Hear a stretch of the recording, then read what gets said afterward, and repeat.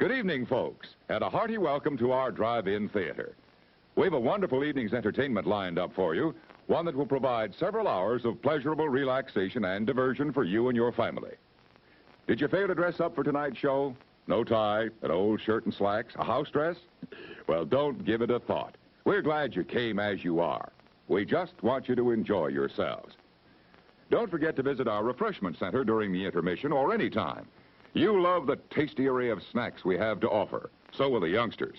Everything is quality and so good. We hope you'll make this a weekly visit. Bring the family. Bring your friends. There are always wonderful new pictures to see, delightful snacks to nibble, a gay, pleasant evening for all. Oh, a word of caution. Don't drive over 10 miles an hour in the theater area for your safety's sake. And Mom or Pop, go with the kids when they leave the car. We hope you have a wonderful time. Come back soon. It's 4 minutes till showtime. Hey, fellas, don't fight over that hot dog. There's plenty for everyone. Big, plump, and juicy, wrapped in an oven-fresh bun. Add mustard, relish, ketchup, and go to work. Yes, the hot dogs at our refreshment center are the best you'll find anywhere. Everybody agrees on that.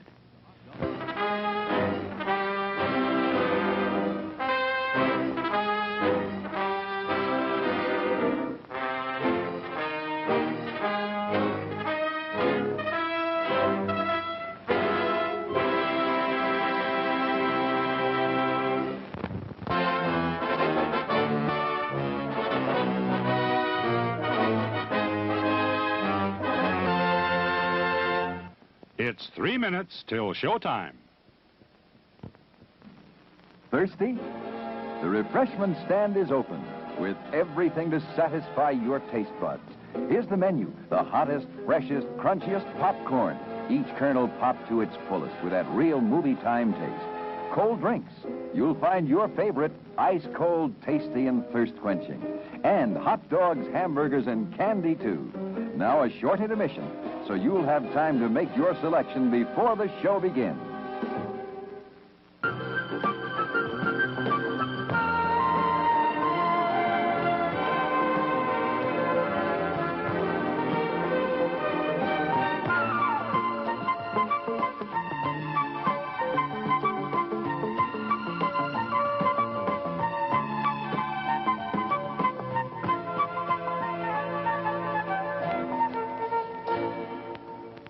It's 2 minutes till showtime. Your attention, please. All new hotshot electric in-car heaters have been installed for your comfort and convenience. Just insert heater through car window and turn on the switch. When leaving, please turn switch off and replace on speaker post. Warning, high voltage.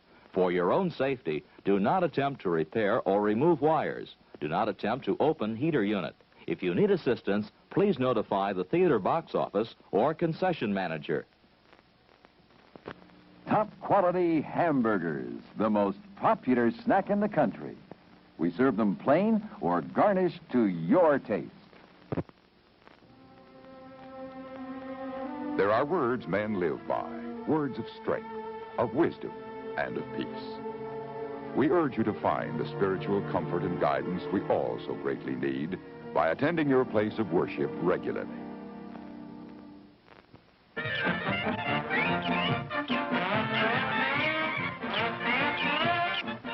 Just 1 minute to go.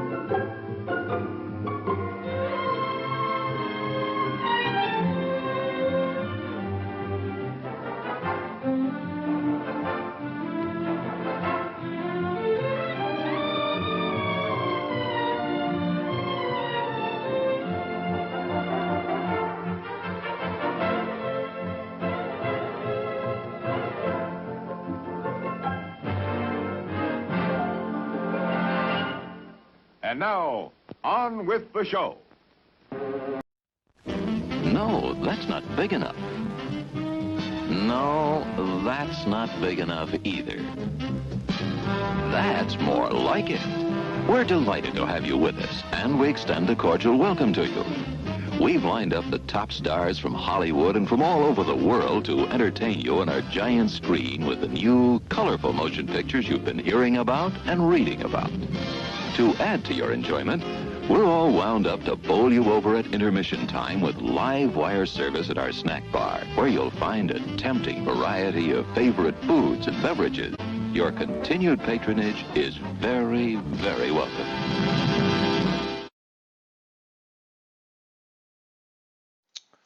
Hello, my pretties.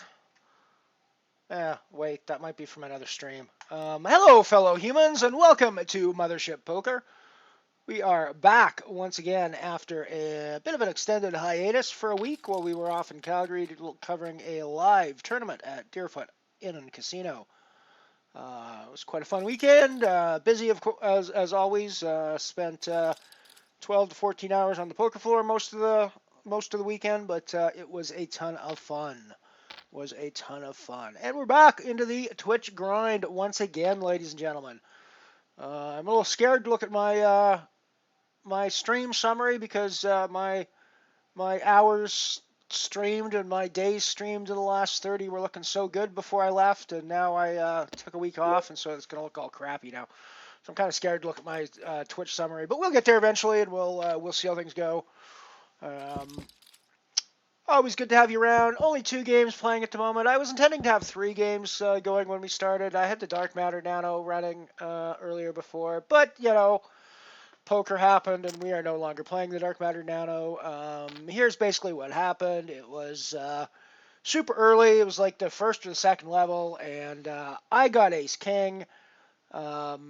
There's a there's a raise, a call, and a call in front of me. So I put in a nice big 3-bet with my Ace King. So we're talking like 30-60 at the moment. So the raise is to 180, call. I put in a nice big chunky re-raise up to something like 525 if my memory serves correctly. Goes around. I get called, goes around to the initial raiser, who decides to put in a re-raise for all of his chips, which is like 1 billion big blinds at this point, right? And I'm sitting there with Ace King, and he's put in every single one of his last fucking chips, which is an entire stack at this point. He hasn't lost a bunch, so it's not like he's got a tiny. It's the same size stack I have. So I put my money in as well, and we end up with Ace King over deuces, and the deuces hold for. How the deuces managed to hold in a spot like that, I don't know, but the deuces managed to hold, and we are done in the Dark Matter. I suppose I didn't have to get involved there, but it's like 1 billion big blinds. It's a chance to double my stack up right off the top, take the chip lead. I ended up giving the chip lead to dude with the deuces, but either way it goes, and I'm just not sure that I'm finding better spots than that right away. So I'm not that upset with the way it went down. That is a race situation, and it's the kind of race situation I want to be in. Ace King over deuces is like Ace King is ridiculously favored in that spot because you've got all the counterfeit outs, you got all the outs basically with Ace King. Sadly, I did not get there in this particular case. I'm still not upset with the particular move. So what we're playing at the moment is we are playing the UOS Nano that started about half an hour ago. A 50-cent buy-in, 100 euros guaranteed up top. It is a freeze-out event, so that is our wheelhouse.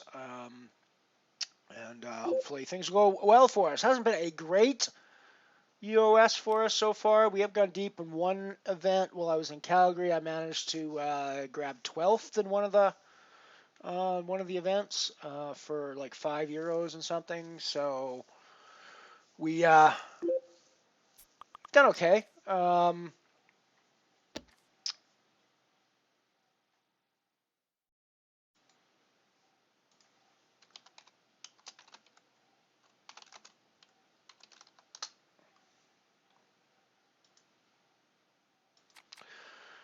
Yeah, so we had that one deep run. We got another cash in one of the nano events. We've bricked all of our low. We bricked all of our low events so far, which is kind of gross because those are the expensive ones. So, um, but it's been, hasn't been terrible. And we still got. So I basically got the rest of the series now that I can focus on playing UOS events and hopefully go for a um, deep run.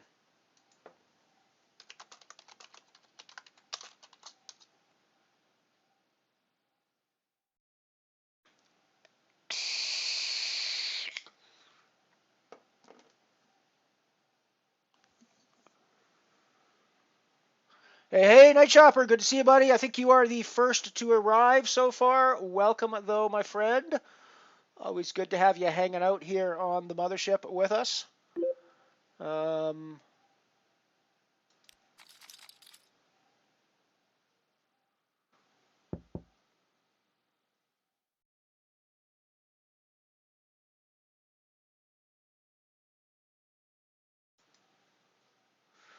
let's head over to our main table. I've just basically folded the flush draw here, pre-flop with 10 jack suited. I mean, I can get involved, and I suppose I should have given the pot odds. There was a raise and a call in front, so I suppose I should have gotten involved, but and that's a strong enough hand that I definitely could get involved.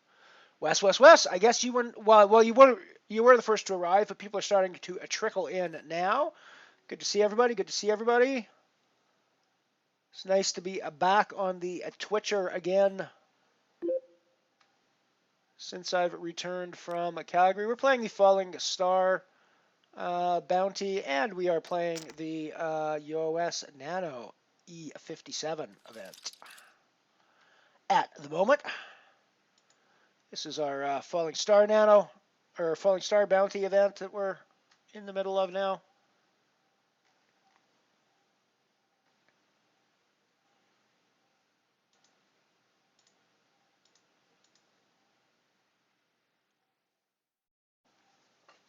So yeah, the UOS hasn't been going awesome for me so far, but it hasn't been terrible either.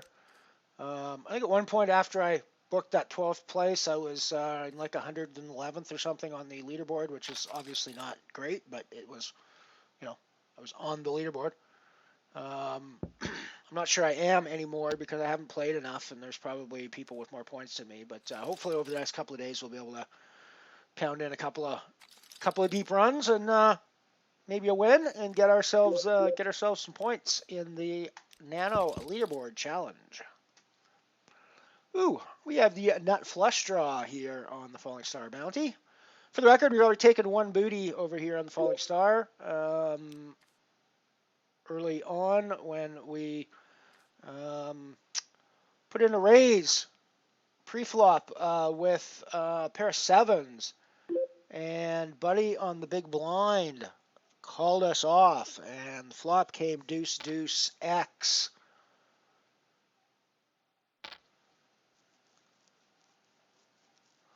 Given that it was limped pre, I'm going to put in a bet here. Came at deuce deuce X, and he checked, and I c-bet. He called, and the turn came a 7 to give me the full house, sevens full of deuces. He checked once again. I bet. He shoved. I called. Poor man had deuce jack that he was playing with, and did not have a very good result from the end of that, as you can imagine. My sevens full of deuces cracked him and took all of his chips and took a bounty away from him. So it was kind of nice. So we already have one booty.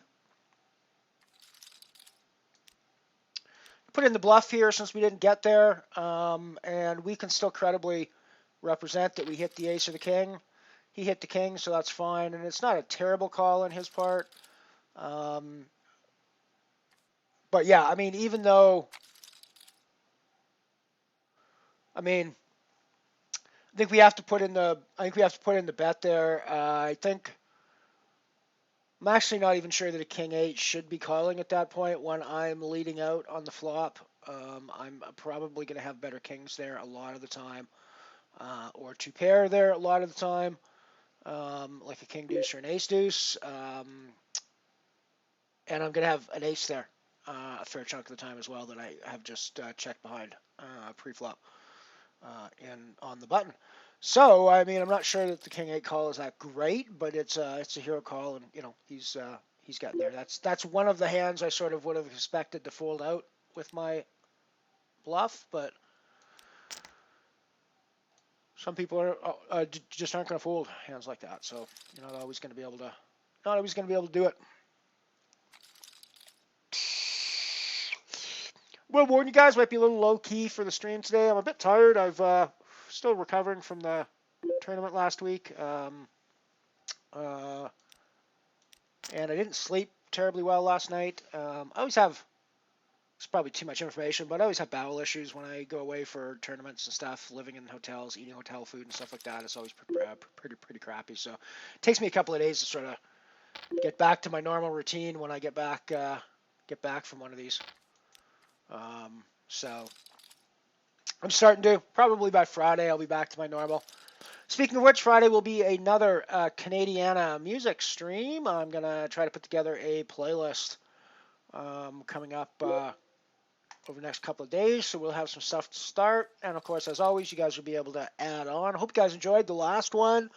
I haven't actually gone back and listened to much of it. I need to go back and check the levels. Maybe that's the first thing I'll do before I build a playlist, is just go back and listen to some of it and make sure I know how to set the levels correctly between the music and my voice and all that jazz. But yeah, so that'll be Friday. We'll have a fun music stream with good old Canadian music running. I want to play some more Tragically Hip for you guys. I want to dig into a little deeper into the Bare Naked Ladies back catalog. There's a ton of their music that's going to be good. I'm going to introduce you guys to a band that's a little bit controversial these days because one of the lead singers turned out to be a bit of a fucking dick in time. But the band's called Moxie Fruvis, and I loved them to death in the 90s, and I still think that musically and lyrically they are genius. They were a genius band. Just a shame that the lead singer turned out to be such a dick, which we'll go into when I play the music. I'll explain all the details about why he is a dick and who I'm talking about. But of course, if any guys recognize the name Moxie Fruvis, you already know the story, I'm sure. So, although I'm thinking that it's very unlikely that too many people recognize the name Moxie Fruvis who aren't Canadian, and even Canadians, not a lot of Canadians recognize the name Moxie Fruvis. They were kind of a niche band, but I loved them to death when they were playing.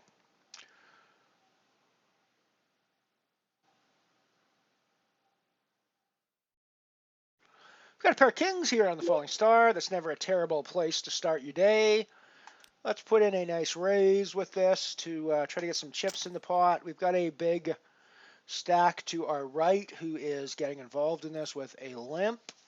He's been relatively active as well, so a good chance we'll get played back at. We get played back at by Dark Web, and unfortunately I think the Dark Weebo is going to be relatively unhappy with the situation that he finds himself in when we reshove.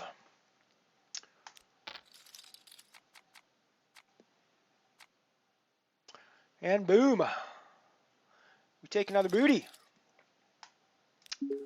We take another booty on the Falling Star, ladies and gentlemen. Booty, booty, booty.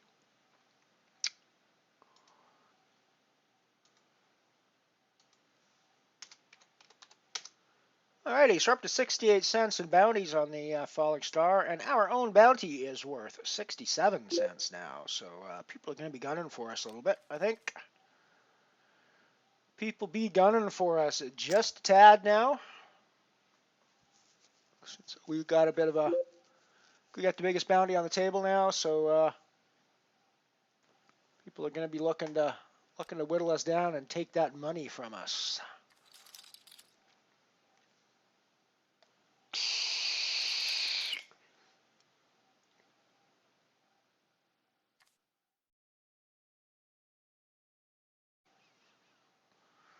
Pair of sevens now on the falling star.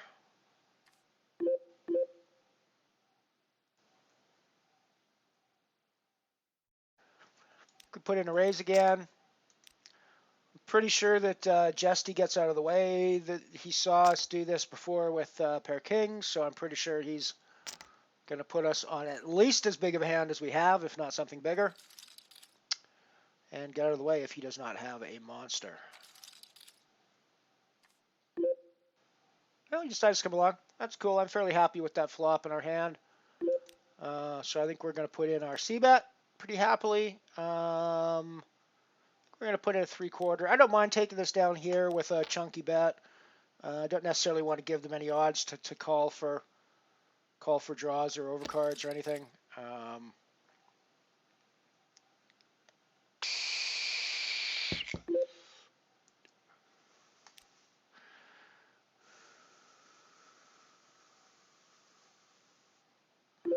I think I'm just going to take this down when I know I have the best hand. Or I'm pretty sure I have the best hand. I don't really want to necessarily see what he's drawing to on the river. I mean, I probably lose a little bit of value there against somebody like him, where I can still extract value from him on a river call off with a weaker hand or something. But with a pair of sevens there, I just don't think I have a ton of. I'm not as strong as I should be in that to do that sort of thing. So I think I don't mind getting rid of it right there. Don't mind getting the hand over with right at that point.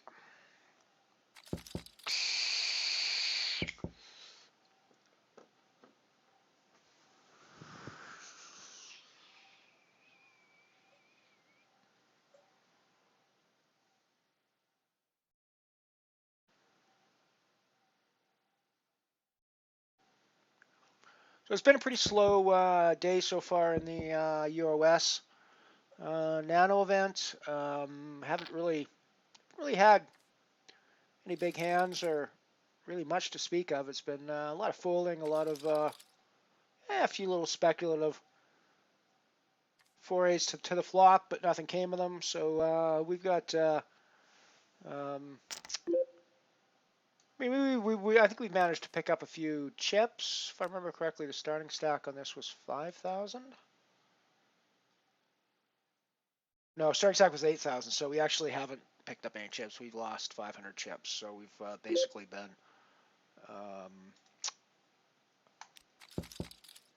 basically nothing's happened for us at all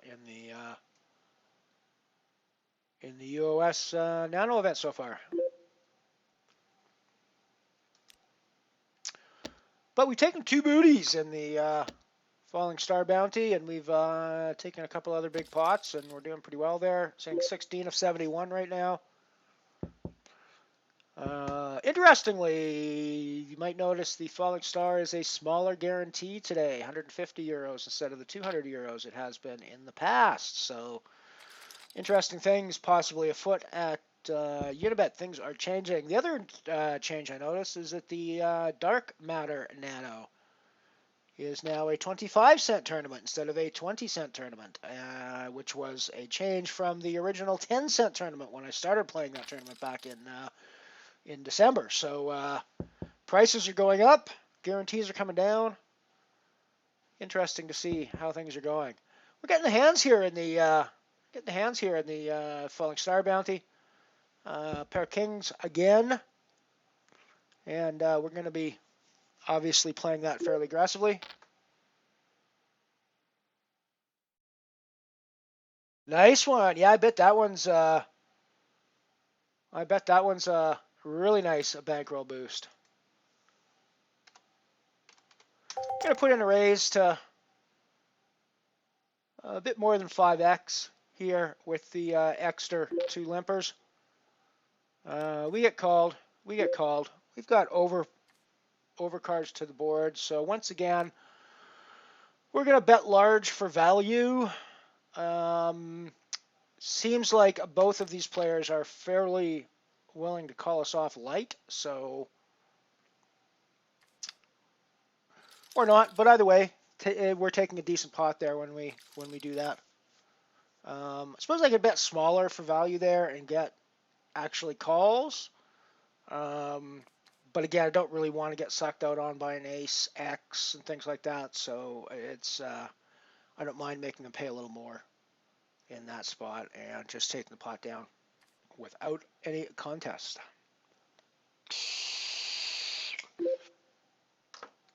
That's probably a lower EV play with the kings than it was with the sevens, because with the sevens there's a lot more bad that can happen to me. But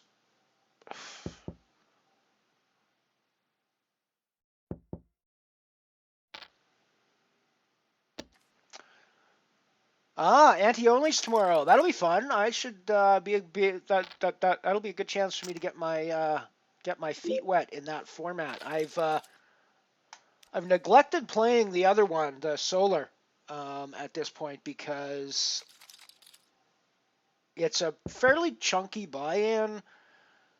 The field size is small enough that it feels like.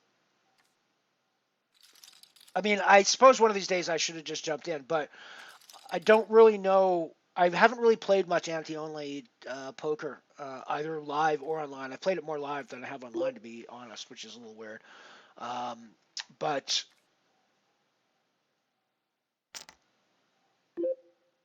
I think that the nano version of that in the EOS will be a great way to get my feet wet and just see how I like it and how the format suits my style. I'm not sure it will suit my style much because I think anti-only, you want to be contesting a lot more pots than I tend to contest, but I might have to just change my strategy a little bit. We'll put that and see how it goes. So pair of eights, and we put in our raise, and then we get shoved on. And I think we're going to call off given the speed with which this is going and our current stack size. So I think we just call off and hope for the best here. And it is not the best. Alrighty, so we are in trouble on the UOS Nano.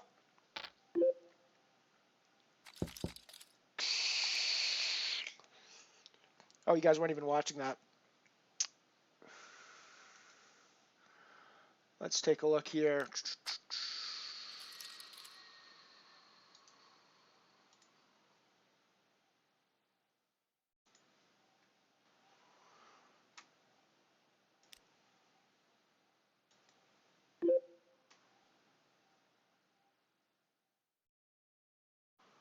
Alrighty, before we do this replay thing, let's watch this hand a little bit, shall we? Because we're just going to be shoving our aces here.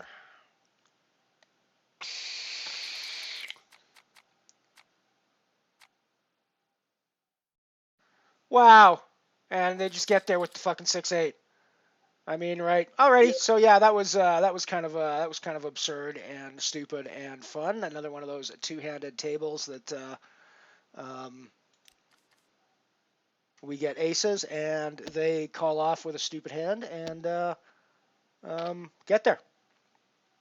I mean, what the fuck am I supposed to do? Obviously, the poker gods don't want me to win that tournament. Let's go back and look at the eights hand, which I think is might have been one I could have gotten away from. It's hard to say. I mean, I think given the spots. So it's we got 6,700 chips roughly.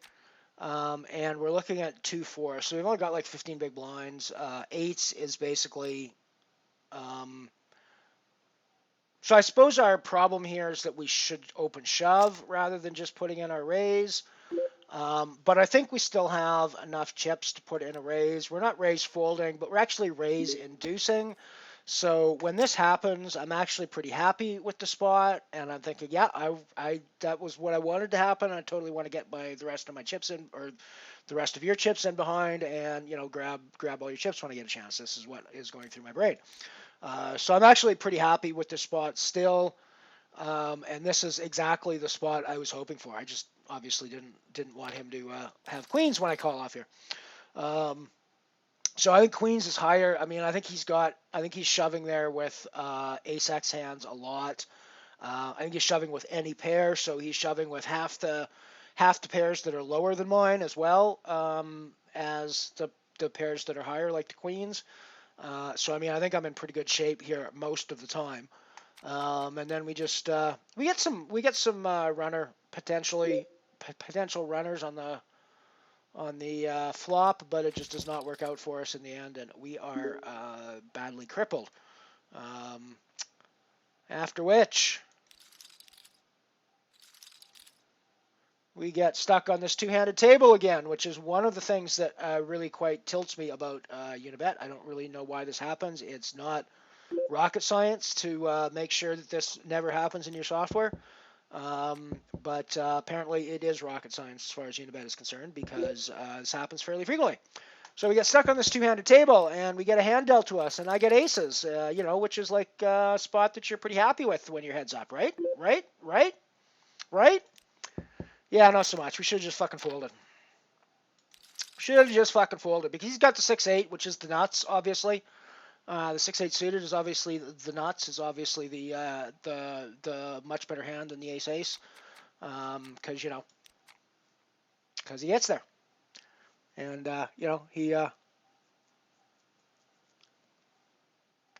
he flops a pair, turns all the flush outs, turns all the straight outs, turns all the straight flush outs, and then he just turns straight. Or then he just rivers two pair. So, what are you going to do? What are you going to do? Alrighty, we're going to go to a break. Don't have any new commercials for y'all, so we will just be watching old repeats. Enjoy.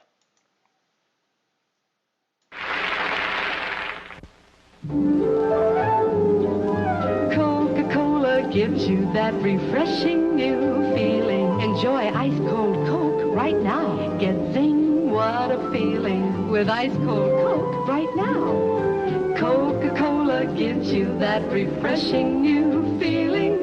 Zing, what a feeling with a Coke. Ice-cold, ice-cold.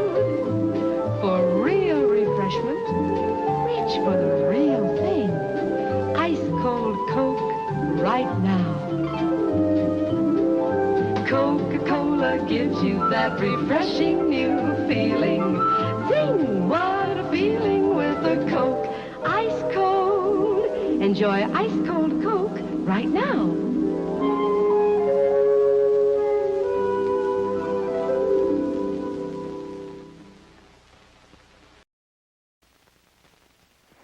Miss Agatha, do you mind if I light a cigarette?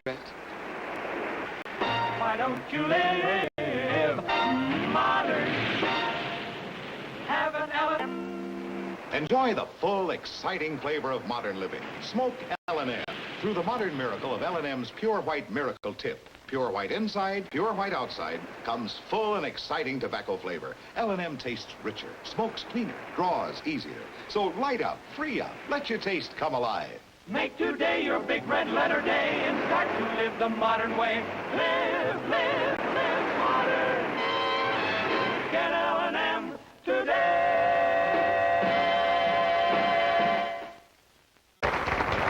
Now for you who want cleaner, whiter teeth, here's a word from Pepsodent.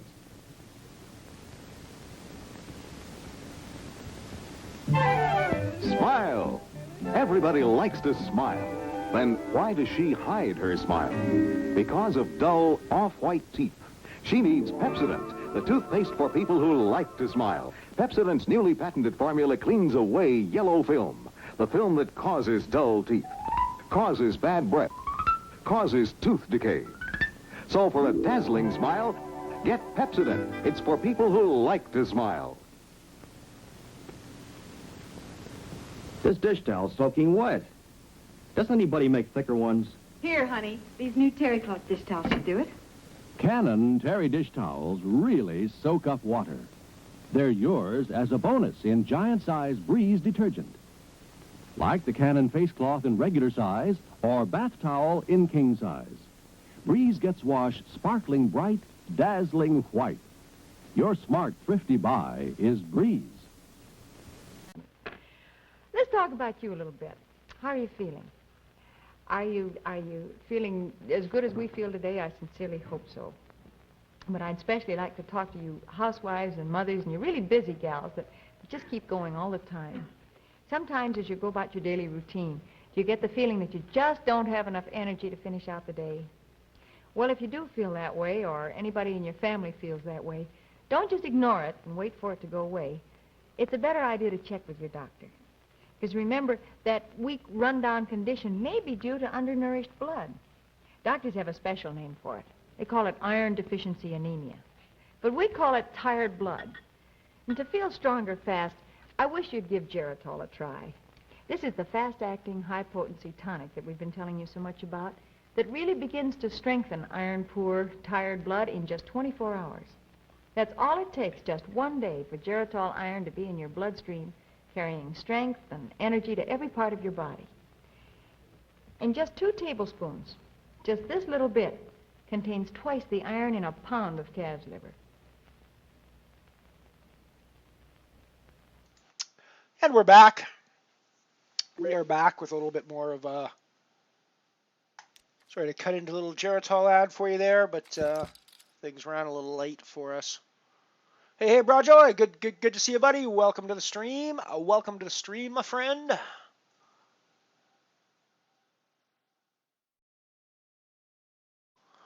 You guys experiencing any video glitches? It might be just my end, but I'm experiencing some freezing up on my display screen. Might be just my end, but let me know if you guys are experiencing any. Let me know if you guys are experiencing any video or audio glitch issues. It also might just have been that commercial that was having issues, but I don't think that's the case right now. Archie, good to see you, buddy, as well. Welcome, welcome. Welcome, everyone. Glad to see y'all on the mothership today. After a bit of our extended... Yeah, it wasn't just that commercial. It's happening in the next one as well. It's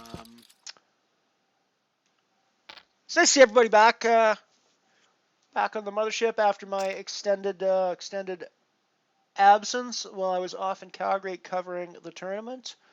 So we had a great time at covering the tournament. I mean, there are a lot of work, but there's a lot of fun as well. I mean, it's not exactly the hardest work in the world to live report a tournament. You're on your feet a lot, you're walking around a lot, so it's a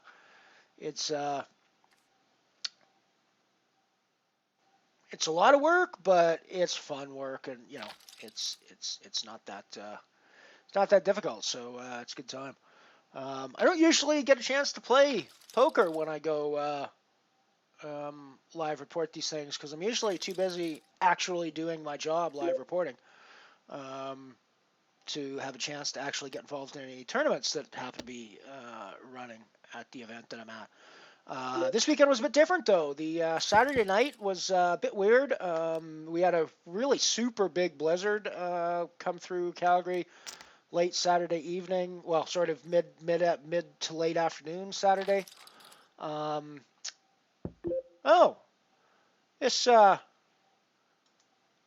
Sorry, I just have to take a little screenshot of this for best flop of the night candidate. So we'll just put that aside for now and check. See what happens next. Oh, and then we turn even more. So we're going to put out a small bet here, see what happens, and they just get out of the way. But yeah, so that might be the best flop of the night. Definitely, and we turn even more value after that. So fun.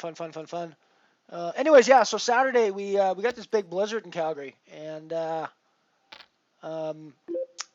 didn't really have an impact on the number of people who made it out to play the day one of the main event, which was day 1C on that Saturday. But the snow really started to come down in the late afternoon. So the evening event, which was a team event, just got decimated in numbers. There was only like 20 teams that ended up registering. And there was quite a few people who ended up getting there. But then their partner, their intended partner for their team didn't show up as well. So I ended up getting involved with the wife of a friend who was in roughly that situation.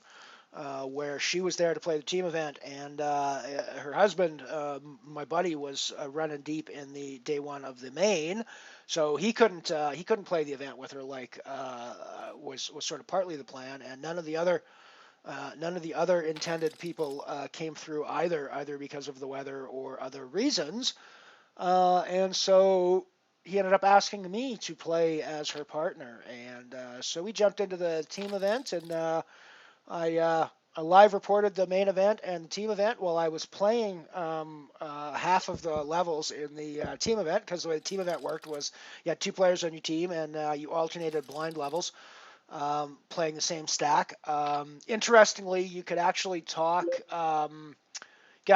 Amongst. You could show each other the hands that you were playing, and you could talk amongst yourselves with strategy and things. The stipulation being everything that you said about the hand had to be audible to the entire table.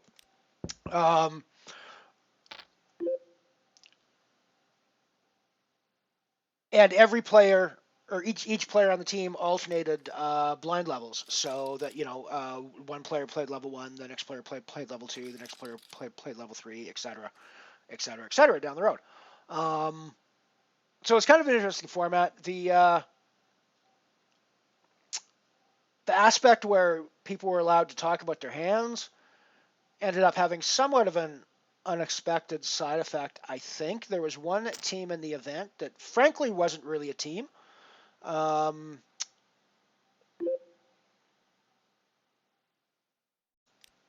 Because basically what it was one guy who's a really good poker player, and I think his girlfriend, but I'm not 100% sure, but somebody who clearly was not a poker player in any sense of the word.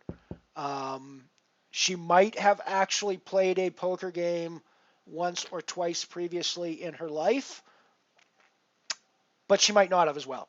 And if she's played more than 5 times in her life, I'd be shocked, based on the way that she handled the chips, the cards, the way she acted at the table, et cetera, et cetera, et cetera.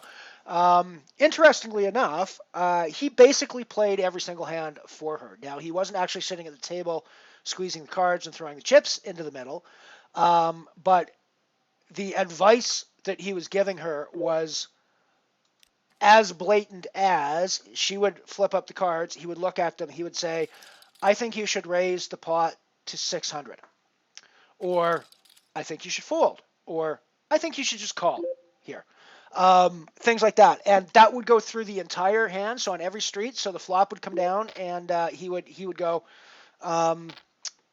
you should raise that bet to 2,250. Things like that. I'm not entirely sure that was their intention when they set up the rules as they did, was to have one person essentially play both hands, whether he was the one sitting at the table or not, but that's essentially what happened. Nonetheless, so my partner was playing against his puppet partner. I was playing against him. And I did end up in a very interesting spot where I essentially felted him. And I felted him specifically because I had spent a couple of hours watching him win the PLO event a couple of nights earlier, and I knew his tendencies, and I knew sort of how he liked to play, or at least I thought I did. And we got into a spot where he was playing to my right. It was a team directly on our right. I was in the small blind. He was on the button. And I get dealt aces in the small blind. He puts in a raise from the button, which I know can be really wide given what I've seen of his play. I'd also seen him playing in the Bounty event as well the previous night, and again, the same sort of wide. Not like he's a bad player at all. He's a very good player. Just very aggressive, and I knew. So I put in a raise, or he raises from the button. I put in a 3-bet with my aces from the small blind. and he flats me from the button. Flop comes king, 9, X. X being a very low card, 3 or 4, I think it was, something like that.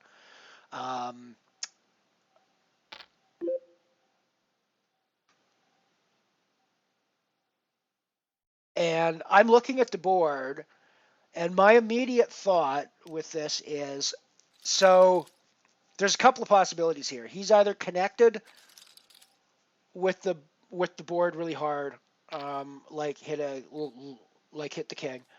I'm still good here. He's going to value bet that, thinking I'm on an ace X or a lower pair, and he can get value out of my hand if that's the case. One of the other possibilities is that he's hit a middling portion of the flop.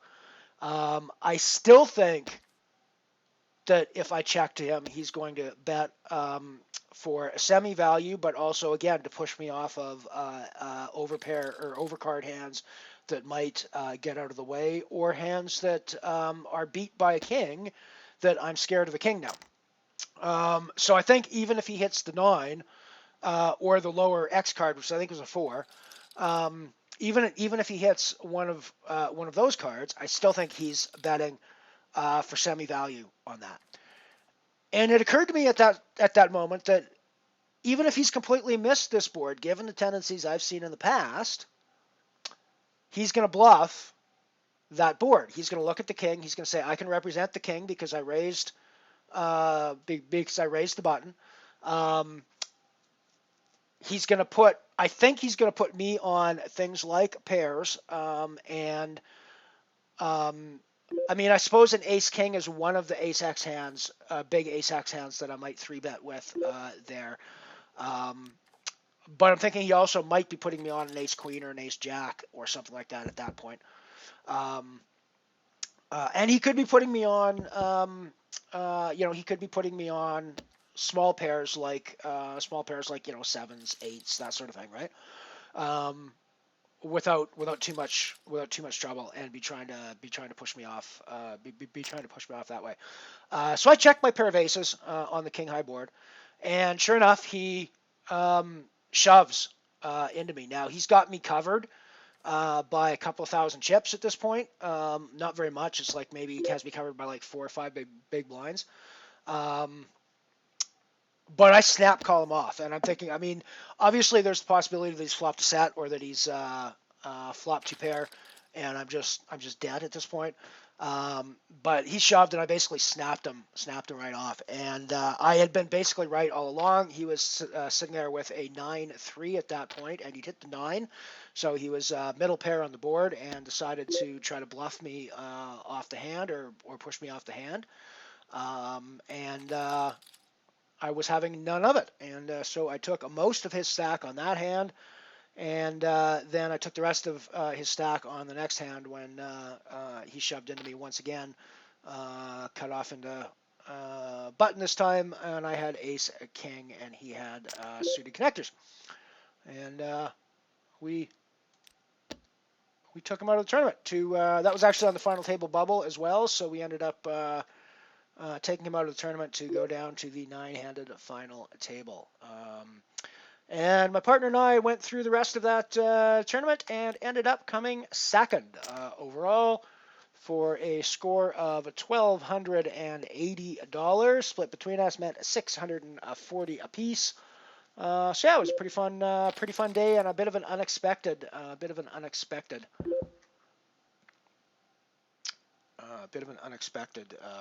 deal. Got an interesting hand developing here on the. I mean, I feel like I want to raise here because I feel like he's doesn't have what he's claiming to have, and that I've got the best hand. But I also don't think I have a hand strong enough to raise, so I'm just going to call him off.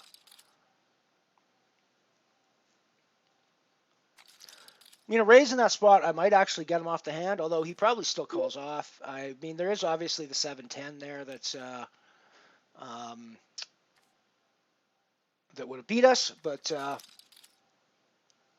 you know, just seems unlikely. So yeah, anyway, so it was a fun tournament. And it was a fun tournament, and it was a fun series overall to work at.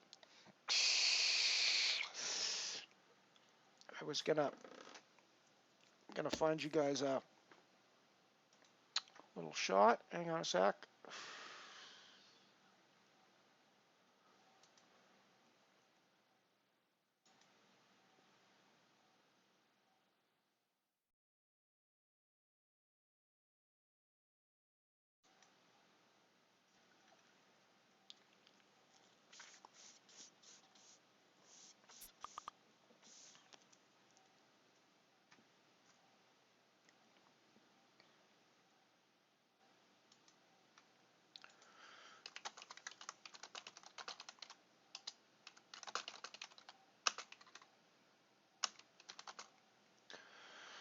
Sorry, just doing some other work in the background as well.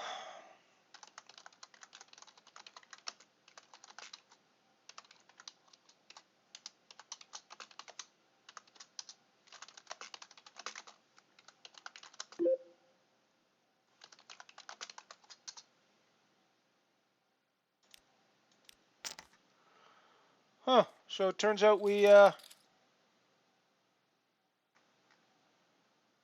Alberta poker community lost player died last night. Guy by the name of Devin Verstralen. That's covered a few times. Interesting. Got no details on what happened, but I don't know him that well. I've only really covered him a couple of times, but that's bizarre. Anyways, I am specifically looking for...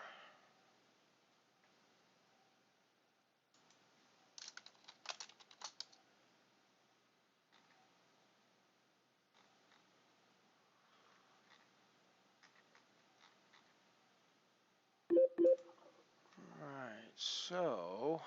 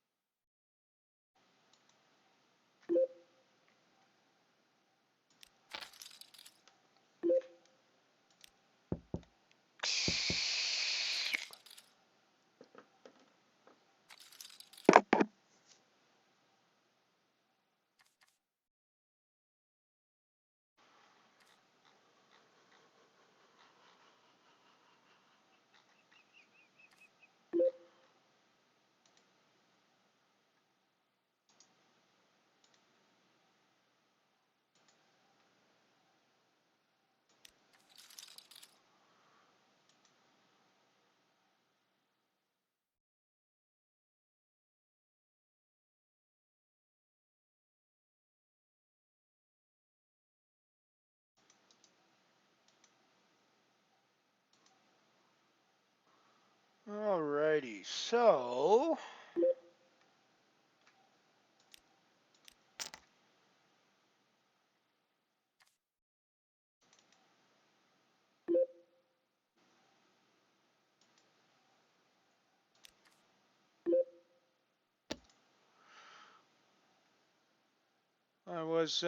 this is us from the end of the team event, from our second place.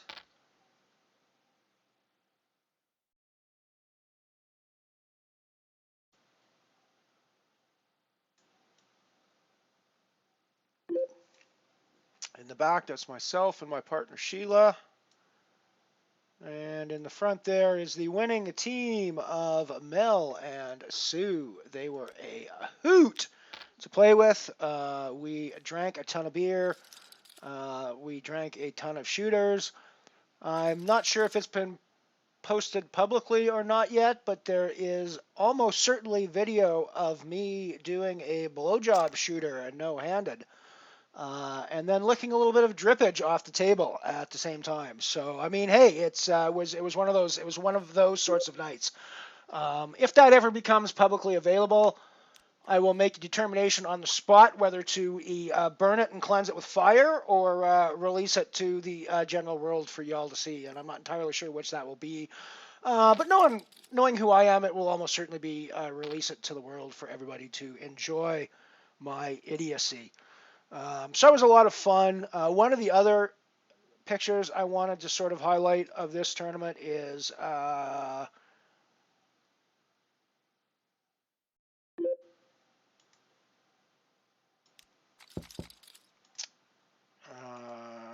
one second here, is this one.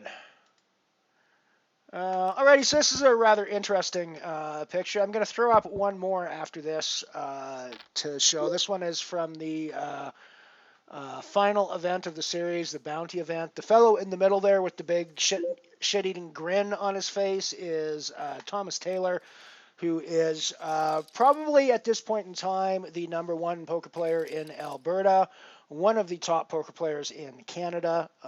He's got over $1 million in earnings, live and online. Not combined in each of those, he has more than $1 million in earnings. Very, very, very solid poker player. Getting his winning kisses from his girlfriend and her friend after he won the Bounty side event. Now his quote unquote girlfriend. So his Twitter bio, Thomas's Twitter bio, basically says. Let me actually bring it up exactly so I can read it, because it's a lovely little right. So Thomas Taylor's Twitter bio is: I date a babe, I play poker, people say I run good, they're right. Yeah, pretty much would be the answer I would have to that. So the girl on the right there of the picture is quote unquote the babe referenced in that Twitter bio. Her name is Haven Dion Werner, and she also happens to be one of the best poker players in Alberta. One of the, I'd say definitely the top 5 female players in top 5.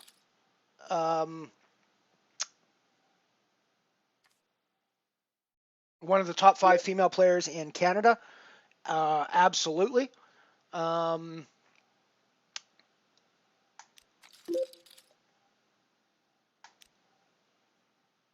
And while Thomas was here winning the main event, in fact, while she's giving him this particular kiss on the cheek, as we're sitting here watching this scene take place that you guys are seeing on the screen now, she has a stack over in the main event on the. I think at this point it's even final table time. She's over on the final table of the main event, playing for $31,000 up top with a pretty massive stack as well. Just running over to the side to give her boyfriend a little bit of encouragement in his little side event where he won $2,500 and a few bounties, a few $50 bounties.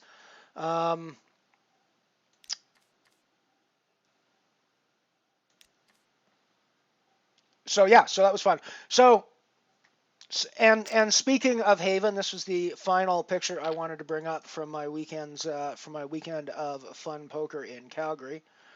Now, she didn't go on to win the main event. I will say that she ended up coming 5th in the main event for about 10 grand for the score.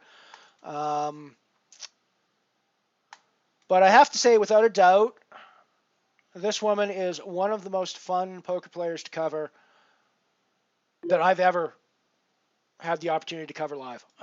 She is not only is she an extremely good poker player, she is smart enough to know her image and be perfectly willing to use that image entirely to her advantage when it suits her. And she is just a remarkable poker player. And as you can see there, she's got a stack of over 1 million chips at that point in front of her, and she's one of the, if not the chip leader, one of the top two in the final 9 of the final table here. And as you can see, she has a bit of a sense of humor. She has a bit of a sense of humor at the same time.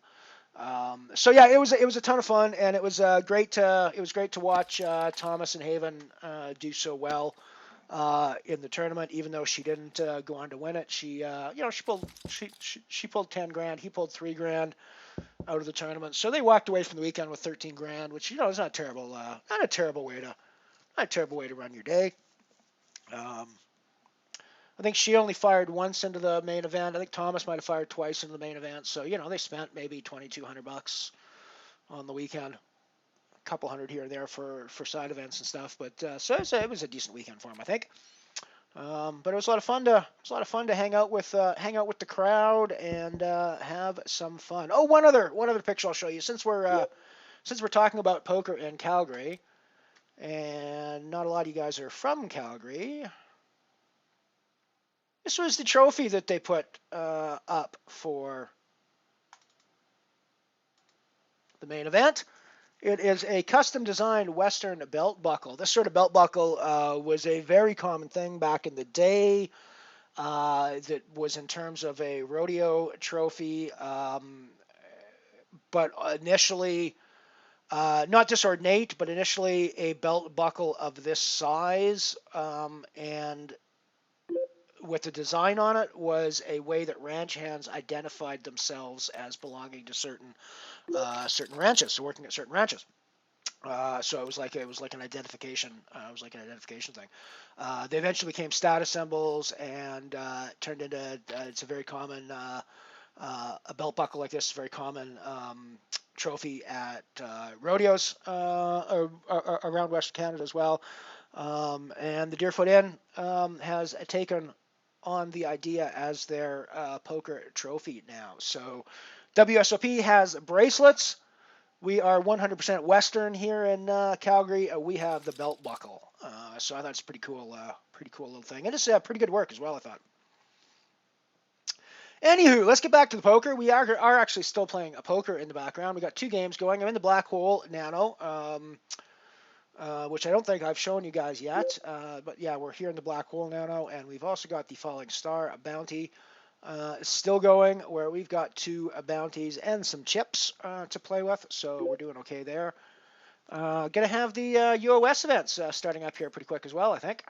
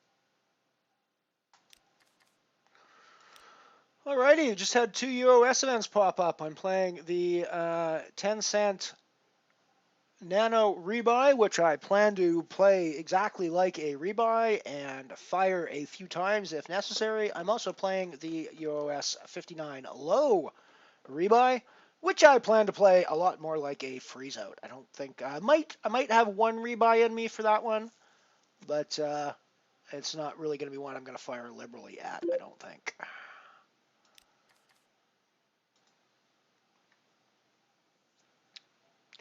Let me get those up on screen for you.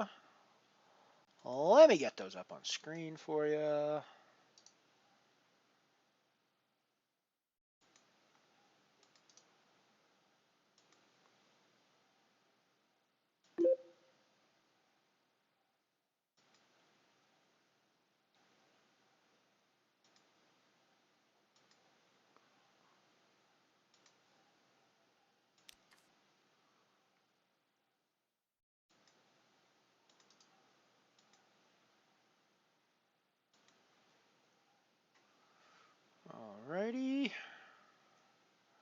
That's that. Let's get the title set. Oh, we've got...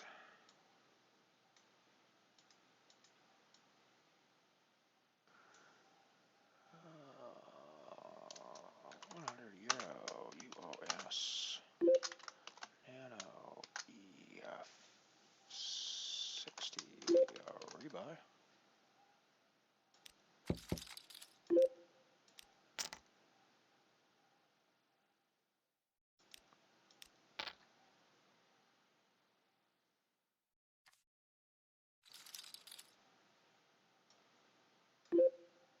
We have the $1,000.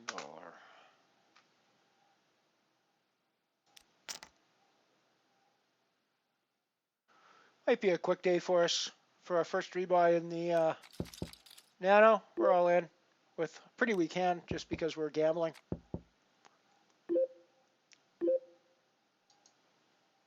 And we didn't get there, so we're going to rebuy real quick. Rebuy for 2 stacks. Treat it like a Titan from here on out.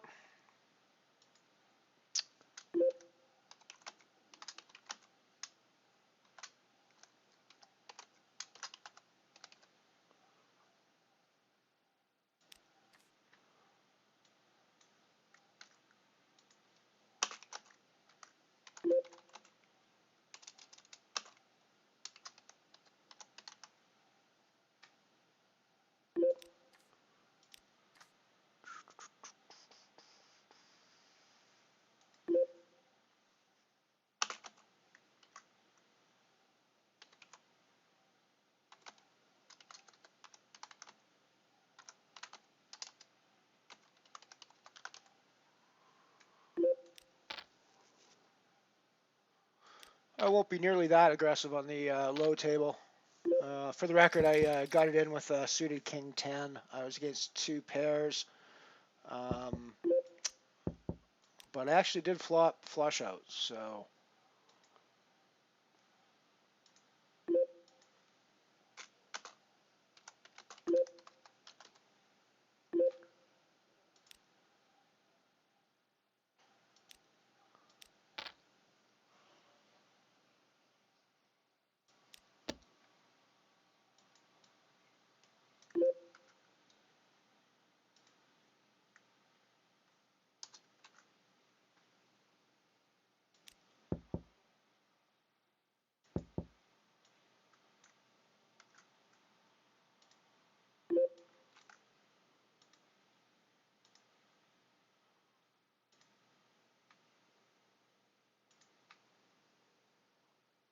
Huh.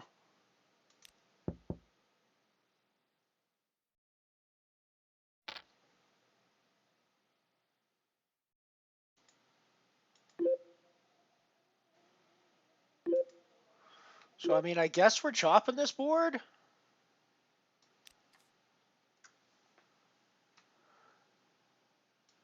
I mean, can I actually just call off here for the chop? I think I have to call off for the chop, right? Do they just have a king or a jack? Does one of them just have the king? One of them just has the king. Fuck. I thought I was calling for chop. I'm going to do one rebuy and be done with it. on that. It's chunky, but I guess I was going to be more aggressive there than I should have been. Alrighty.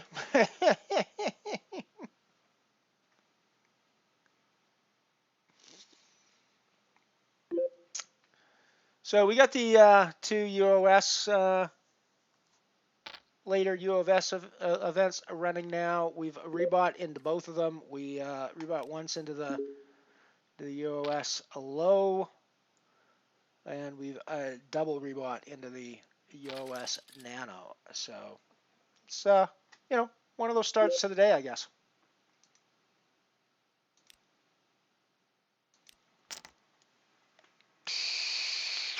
Thank you, Joni. Good to see you, buddy. Good to see you.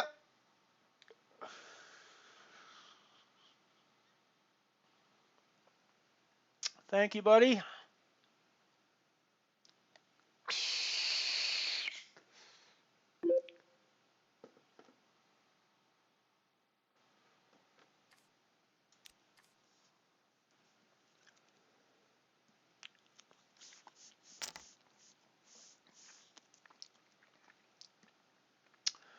Quick run through the tables. Black hole nano's been pretty slow so far. Not really much has gone on for us there either direction, good or bad. It's just been a lot of folding hands.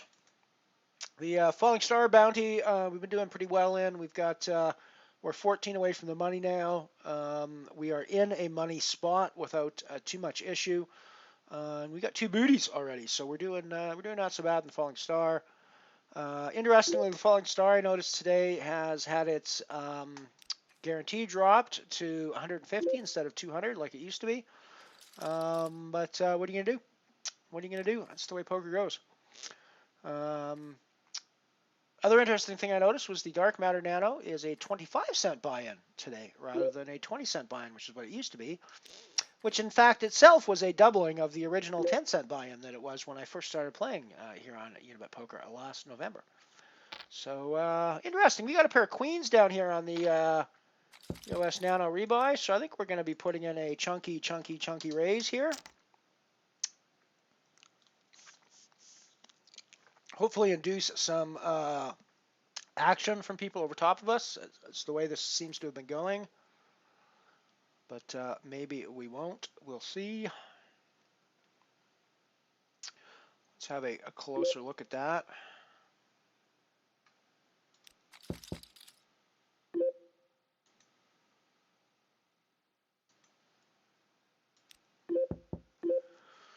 So we're pretty happy with that flop, obviously. I think we're going to go for fairly small value here.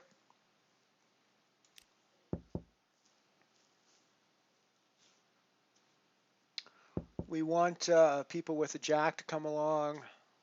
Yeah, we kind of want people with a 5 or a 3 to come along as well. So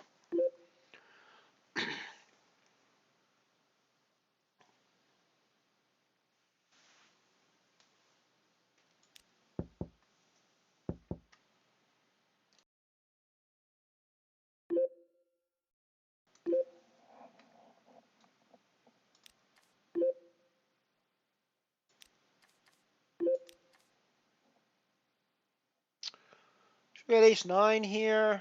I'm going to see a flop with that in position.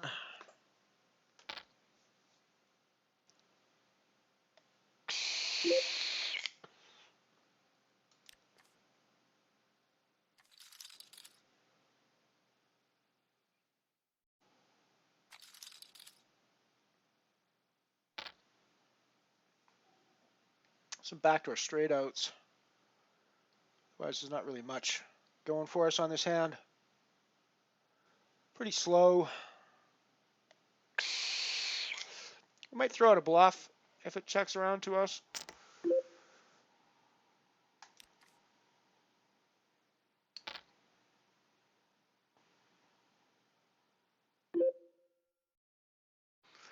But I think we just fold and get out of the way when we face action on that board.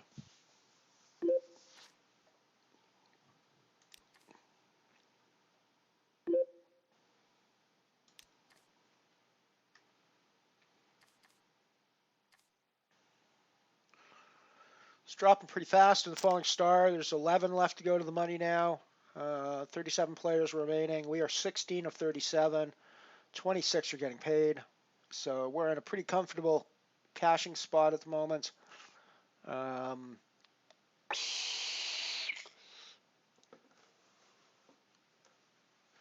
min cash is 97 cents, so slightly under the buy-in, but with our 2 bounties already, we got 68 cents in bounties already, so we're definitely pulling a profit down from this tournament if we cash it.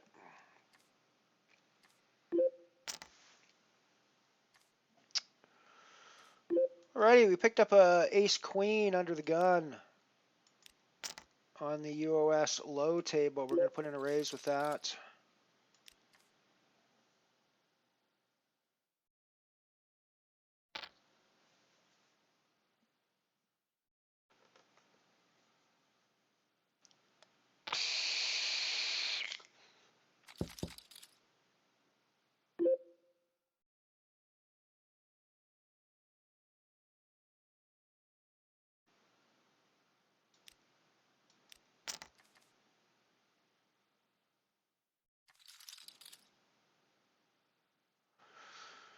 So there's a call and another call from position. I think we're going to call behind and see a flop.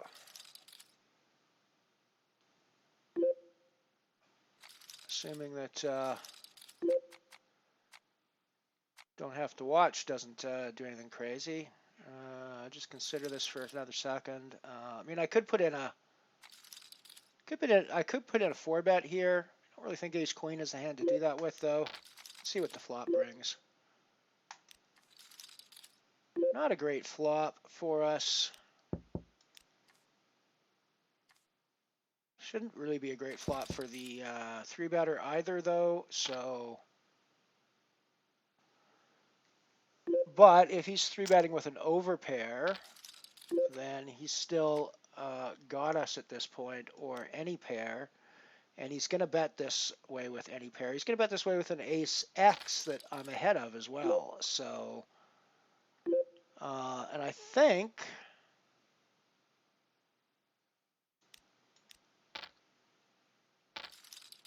of course he has the aces. Of course he has the aces. We're not rebuying in that one.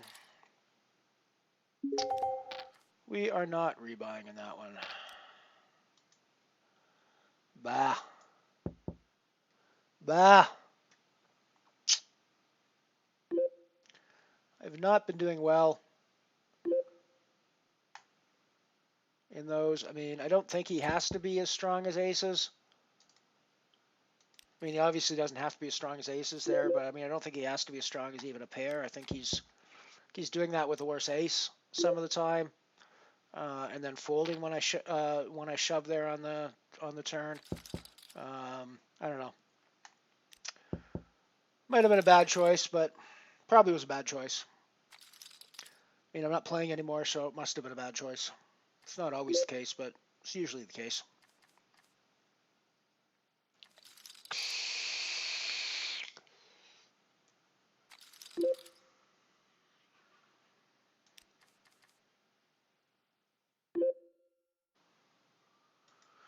We got 8 to go in the Falling Star until we're in the money. $18 up top for that one today.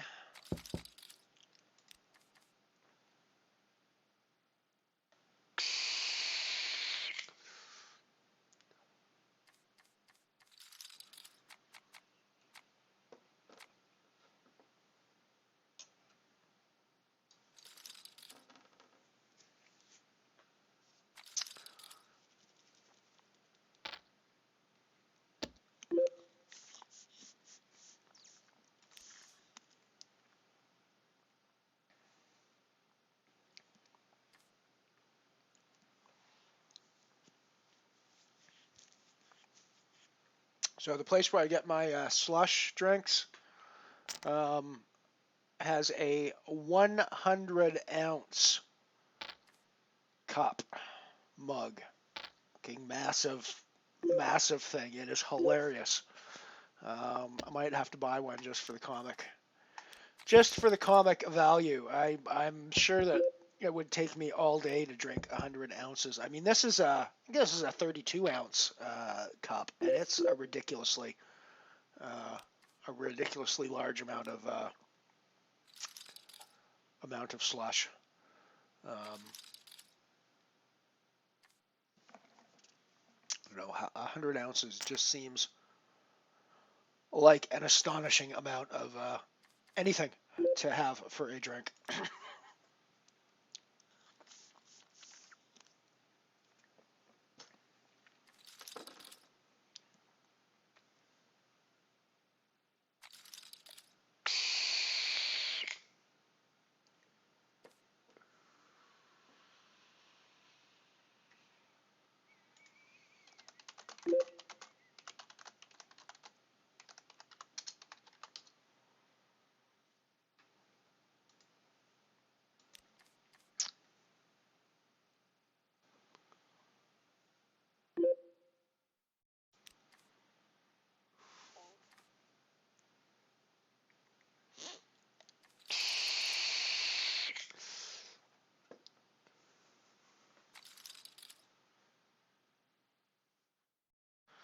Pair of nines in the falling star. Yeah, we've all been there with the aces. We don't all do it live in front of. Well, Tony, I know you feel my pain. Doing those things live in front of a studio audience is a bit. It's a bit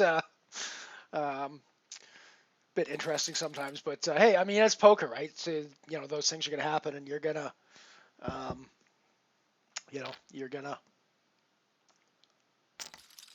you're gonna do those things from time to time. I don't even think my logic is that terrible on that hand, to be perfectly honest with you. I mean, obviously he's got a massive pair at that point, but in that particular instance, but I don't think he always has to, and I think my shove puts him off some of the time.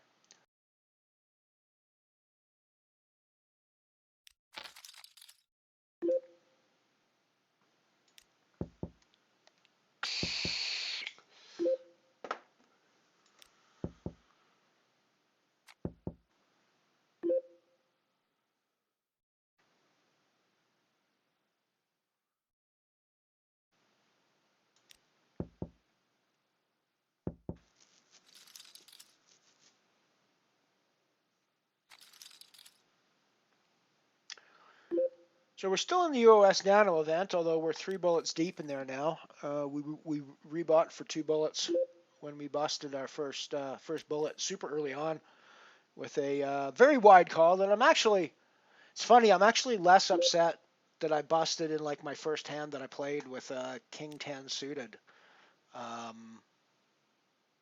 in the Nano than I am.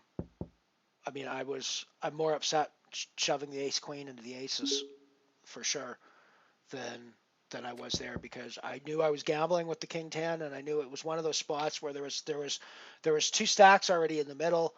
I was on the big blind. I had King 10 suited. I'm thinking I can easily be racing against at least one of these hands. I can easily be up against hands like an ace X that I'm in okay shape against. There's a whole bunch of situations here where I'm not in terrible shape with my King 10, and I've got a chance to triple my stack up like right off the start.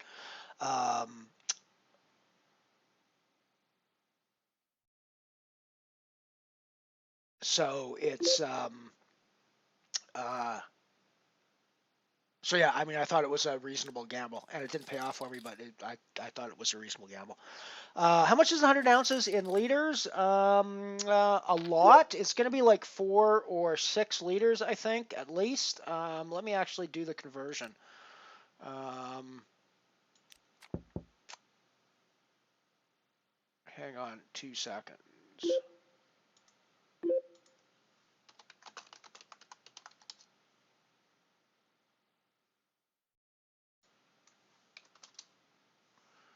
Oh, it's not that much. It's only 3 liters.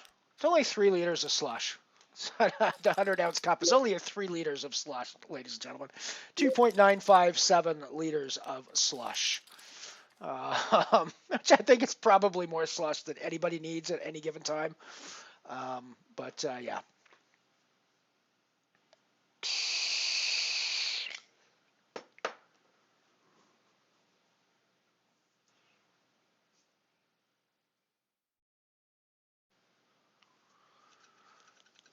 So we fired 2 bullets into the €2 low rebuy today, which was probably not our best move.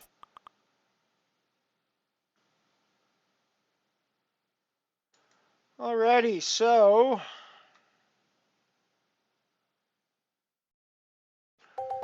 dude's been actually shoving a fair bit here.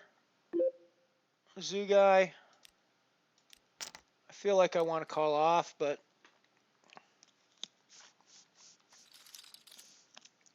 I guess ace jack is too weak. And I guess I've gotten myself into bad spots elsewhere today by being a little bit too loose. So let's not be a little bit too loose in this particular case.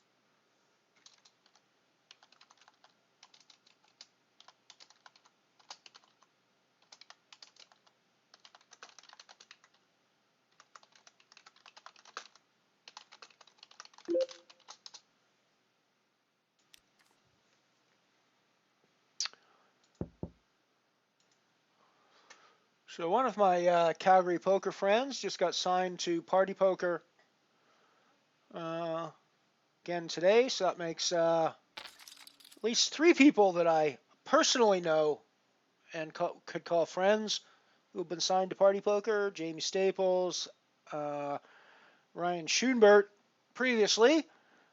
And as of this morning, Mr. Kevin Martin, who is one of the probably one of the least surprising ads, given everybody else that that's been added.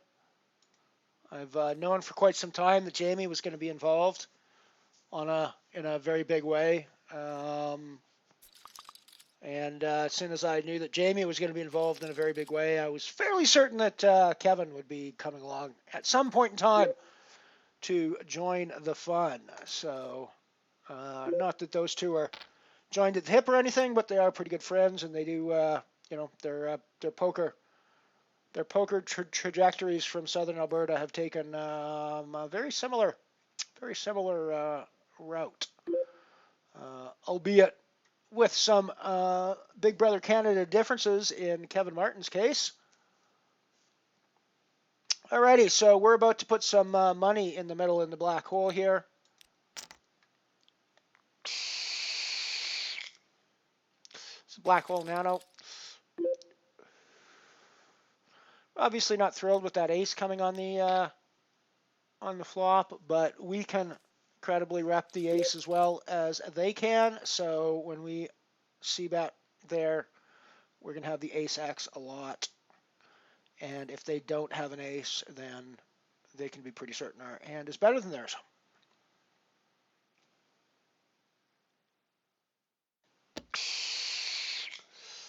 So yeah, I was a little surprised I didn't see Kevin at the tournament this weekend. He often comes out. He crushes main events in Calgary. He's won like 4 of the last 8 main events in Calgary. It's absurd the run good he has in Calgary main events. So I was a little surprised we didn't see him out at this weekend's main, but I guess he must have been grinding online or had other things to do. It was only 750, which is a little bit lower than he usually plays, but I'm sure he's played the 500 and the 600 and the 750 events at one of our smaller casinos, Cash Casino in Calgary. In fact, I'm sure that's one of the ones he won a while back.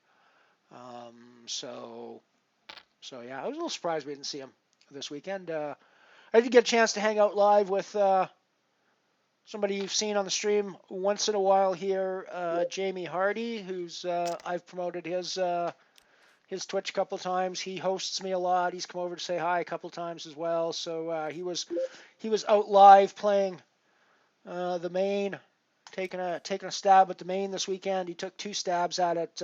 Played day 1B on Friday. Didn't make it through, and tried again day 1C on Saturday, and unfortunately just didn't have a great day. And that's the way poker goes. And unfortunately, it's just one of those things. And it's the same as the online tournaments. You've got to expect you're only going to win like 20% of the times you go out. You're only going to cash that much. So you can't really expect to just come out and run deep in every main event you go to. You're gonna bust out early in a good chunk of them. So already we're gonna go out on a break here pretty quick. Set you up with another set of commercials as soon as I finish this particular hand in the black hole, where we have a pretty decent hand, Ace Queen. Nobody wants to play with us, so we are going to head off to our break, and we'll see you in a few short minutes.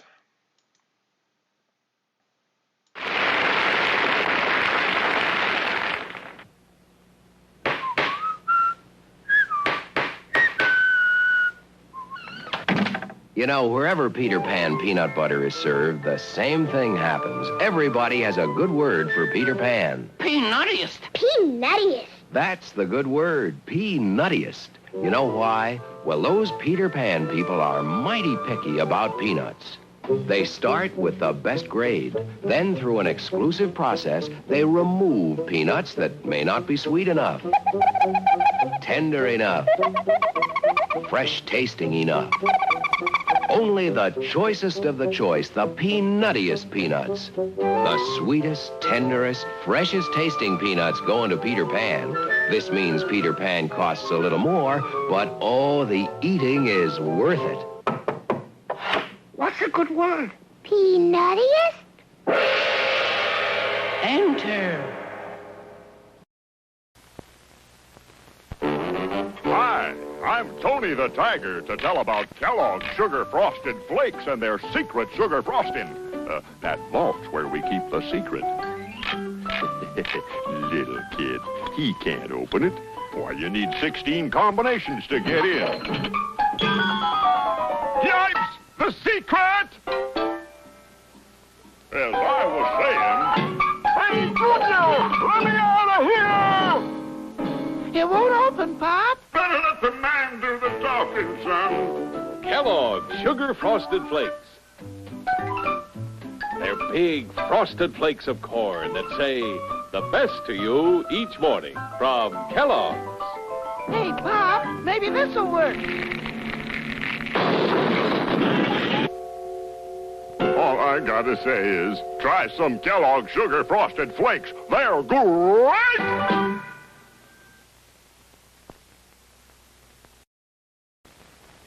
Good morning. It's your hat. Dennis brought it. It's a little sticky. I don't know exactly. Something about hot root beer. Are you planning something with Dennis today? Oh. Well, eat your Rice Krispies. Then we'll talk about it.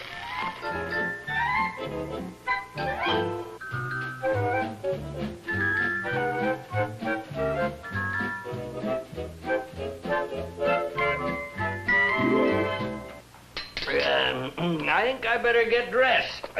What about... I think I can face anything today, Martha. Even Dennis. Kellogg's, good morning. The best to you each morning. K-E-double-L-O, double good Kellogg's, best to you. Different mornings, he wakes up in different moods. So different mornings, he likes different cereals. Your answer is Kellogg's Variety Pack, a new and bigger selection. 10 personal servings, America's favorites. The best to you each morning in Kellogg's Variety Pack.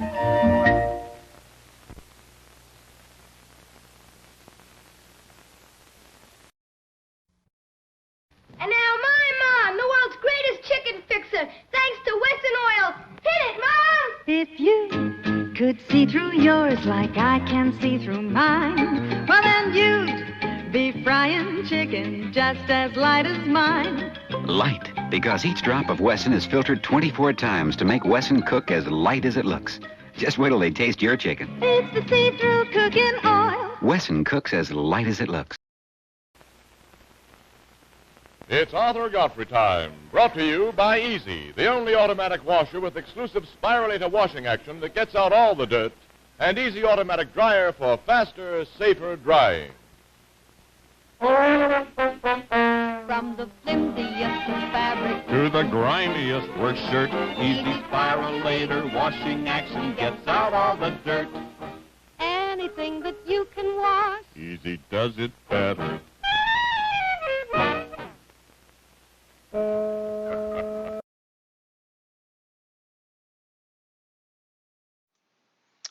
Alrighty, we are back live. Well, 3 minutes delayed anyways. We are on the soft buble of the Falling Star Bounty Tournament, where we have 10 big blinds and a dream, 12 big blinds and a dream. We should be able to cash this event without too much trouble.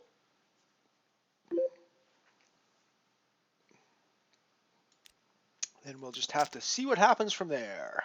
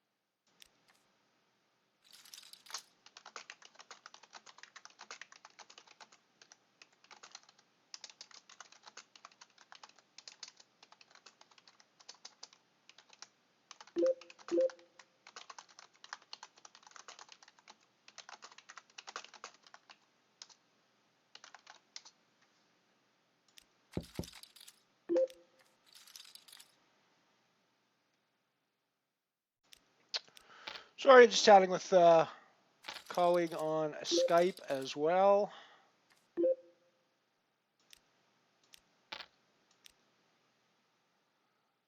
And we're still on the hard buble of the Falling Star.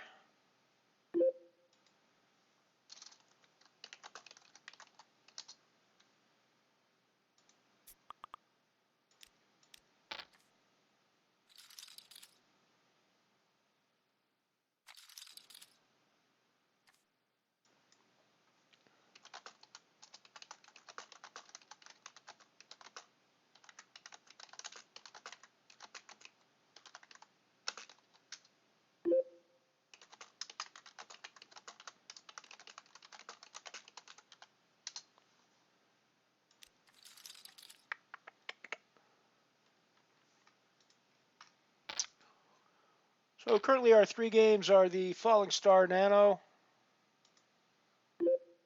or sorry, the Black Hole Nano, which we just folded our 8-6 on the button. The Falling Star Bounty, where we are on the hard buble now. We are 1 away from the money with a cashing stack. And we're still playing the EOS Nano Rebuy E60 as well. We're in for 3 bullets.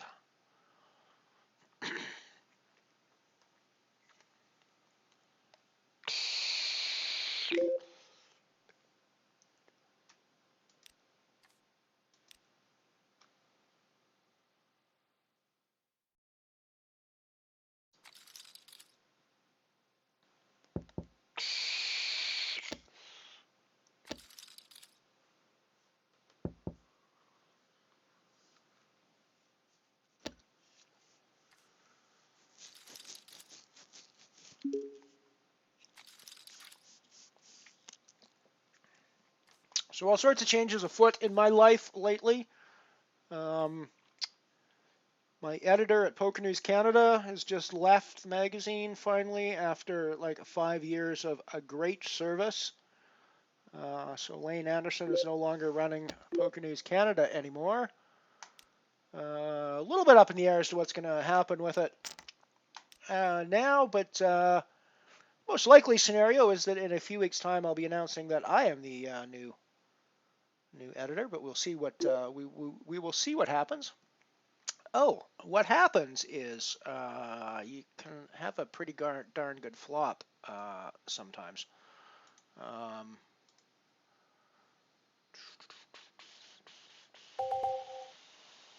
So I think we'll just put out a little bit of a bet there.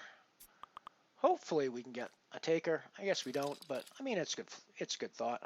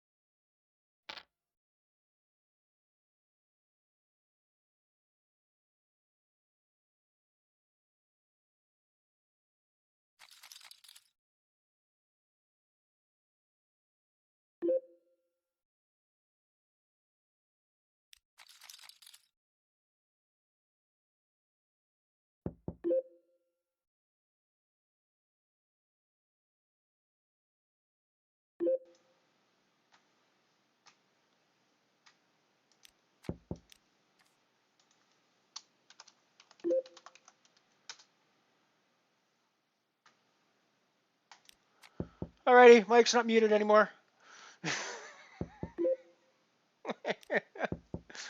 I love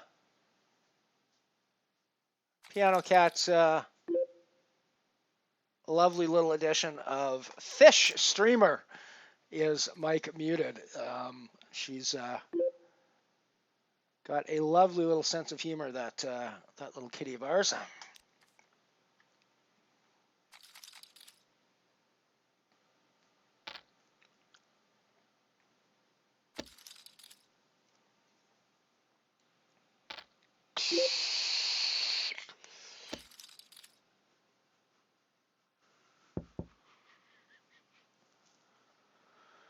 Well, I guess we're just calling off here in the Rebuy Nano.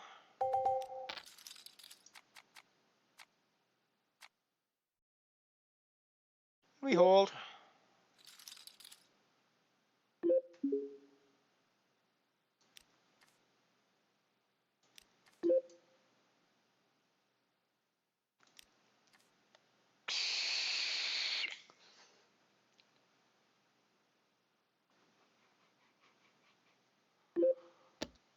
Picked up a pair of threes on the black hole that I think I'm going to put in a raise with. 4x to account for the limper. We get shoved on.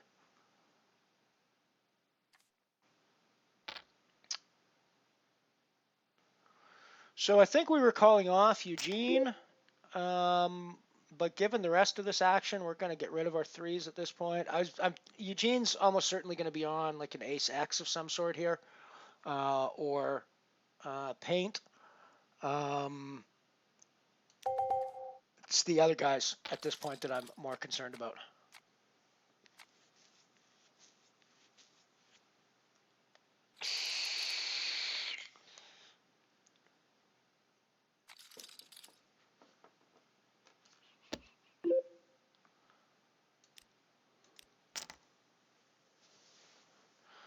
A pair of tens is much better than a pair of threes, so we're a lot happier to be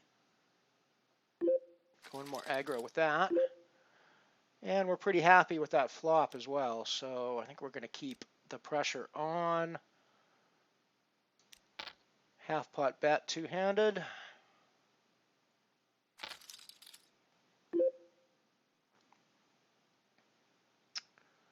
We're going to up the value a little bit. I don't mind if he folds here as well and we don't see a river. Does he have a 7 here? He probably does have a 7 some of the time, but we've still got outs if he does. And he can be bluffing the straight here quite often as well. So I think we don't have a choice.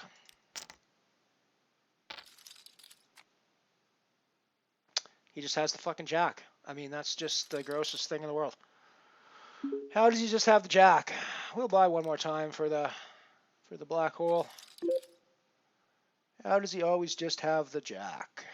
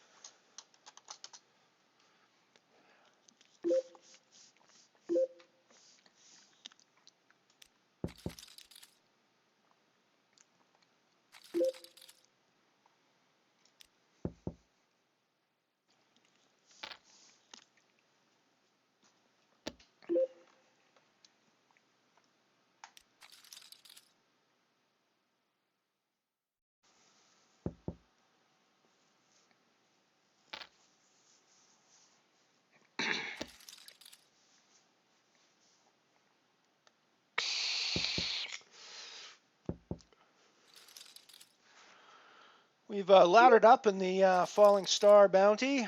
We are now 7 of 17, guaranteed 102, which is slightly over the buy-in. We also have 68 cents in booties sacked away in our bank account already, so we're doing okay. We're doing okay there. 1880 up top would be pretty nice to take down.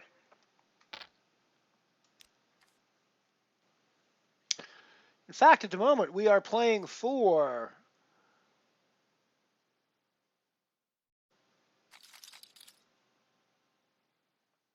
€64 worth of top place prizes at the moment in the 3 tournaments we're currently playing. Falling Star, we have a reasonable chance of actually doing that. The Black Hole and the Rebuy Nano, we're still a ways away from any sort of consideration of that for them. But, we still have chips. We're still sitting and playing, and as we've seen in the Black Hole, that can turn around real quick. We didn't get in terribly at the time. It turned out he had the absolute worst hand that he could have against us. Well, probably second worst. I guess King Queen is probably the worst hand he could have had against us there. We've got almost no outs against King Queen at that point. So the Jack Queen's probably the second worst hand he can flip over at that point. But when he's playing the second worst hand he can flip over, you can't really be too upset with the situation.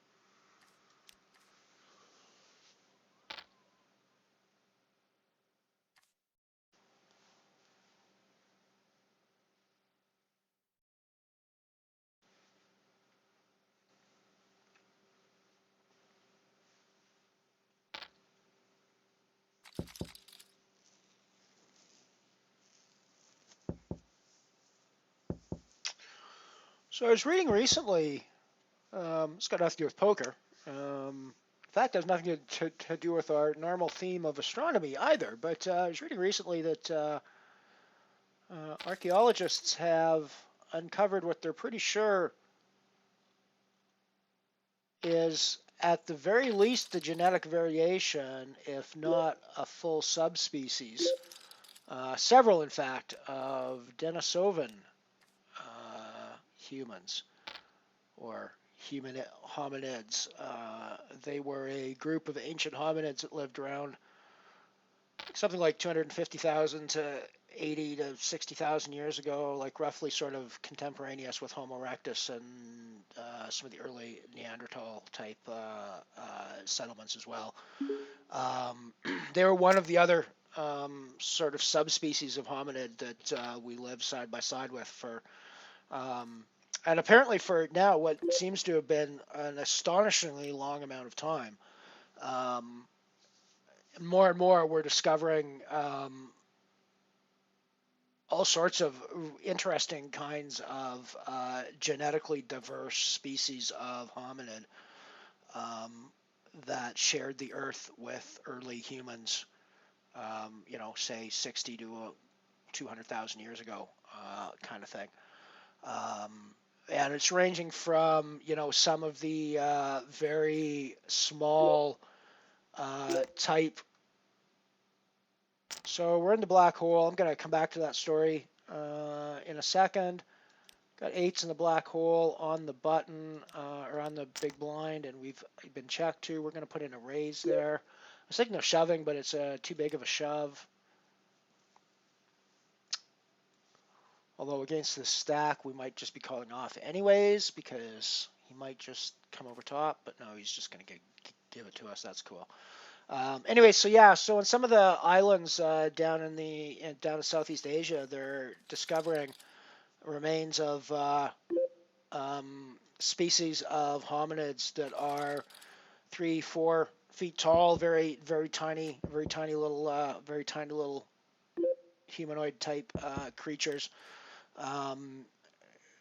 We've got ample evidence of Neanderthals and humans living side by side. There's increasing evidence of this one or more Denisovan races living in the sort of Asian steppe areas in that time, and who knows what else is still yet to be discovered of various kinds of hominids that might have lived in and around the same time as our earliest ancestors first evolved and started to move out of Africa. That's another thing that's starting to become a little bit more muddied because it's becoming more and more clear that there was humans and hominids all over the planet long before the supposed exodus from Africa really occurred, and that includes humans as well. So there's been several migration waves, and one of the things that sort of is becoming more and more apparent to me, nice aces in the black hole here, is that there was a period of time in the long distant past of humanity where we cohabitated on a planet with a whole bunch of other kinds of intelligent creatures who were kind of like us, but who were also very different from us. We lived side by side with them, and there is increasing and ample evidence that we genetically interbred with them as well. So it was a very close, sort of close-knit kind of arrangement that we had with these other hominids. You don't get significant amounts of DNA from another kind of hominid unless you consider them to be at least somewhat socially equal to you, and you interact with them on an equal basis. You don't reproduce with quote-unquote animals. So it's ample evidence to me that there was a relatively developed culture of some kind going on there. Of course, no written culture, nothing like that.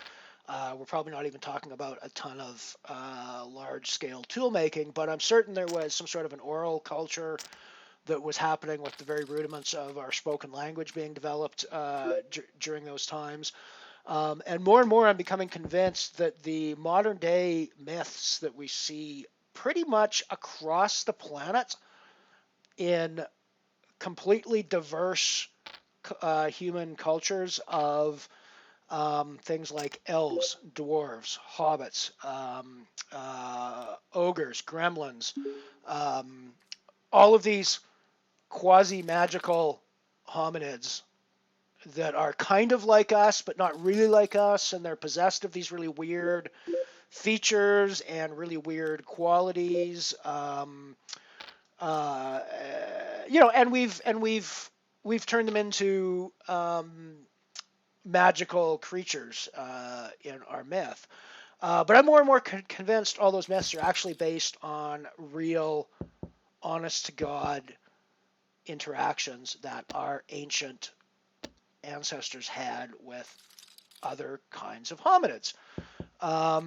You can make a pretty close analog between, say, Neanderthal and the ogre troll kind of motif that we have in our popular culture. With the add-on period with the UOS rebuy, so I'm going to click the add-on and go for that.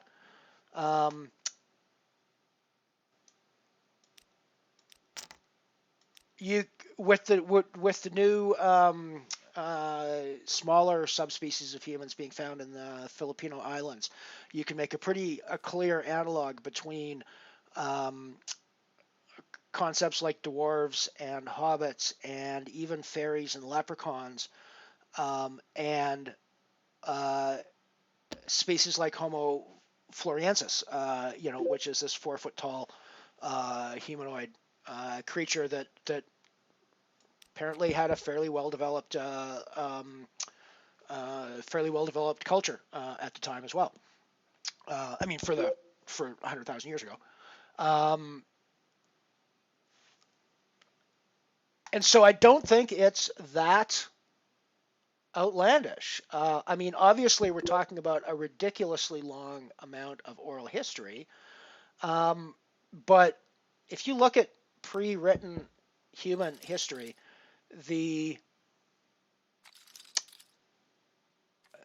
there's a strong oral history tradition among non-written cultures. Modern non-written human cultures, people are absurdly good at oral storytelling, both in the sense of being good storytellers, but also in the sense of retaining the key essence of the value of the story and the truth of where it came from. And you see that going all the way back to early religious groups. Early Hebrews were the Torah was completely an oral tradition. Initially, it wasn't written down for thousands of years after they first started practicing. So the oral tradition is very strong among human cultures, and I'm convinced that when we talk about fairies and dwarves and goblins and ogres, the ogre under the bridge or the troll under the bridge and the those sorts of things, what we're actually talking about is absurdly ancient oral histories that were passed down through millennia of oral traditions from a time when we actually lived side by side with other kinds of humanoids. And through the years, as those other kinds of humanoids disappeared and became more and more legendary and were less apparent in the real world, we started giving them magical powers. We started turning them into fairies, and we started turning them into leprechauns, and we started turning them into elves, and we started turning them into hobbits and things like that. So we started giving them these extra things, but the core truth of the stories, I'm convinced now, go back to a time when we actually interacted with different kinds of humanoids on this planet, and we lived side by side with them, and interacted in a cultural sense. So I don't know, it's completely beside the point from the poker that we're playing, but it's one of the things that's been kind of occupying my brain over the last little while as I've been reading some of the archaeological research that's been coming out recently about early humanoid development.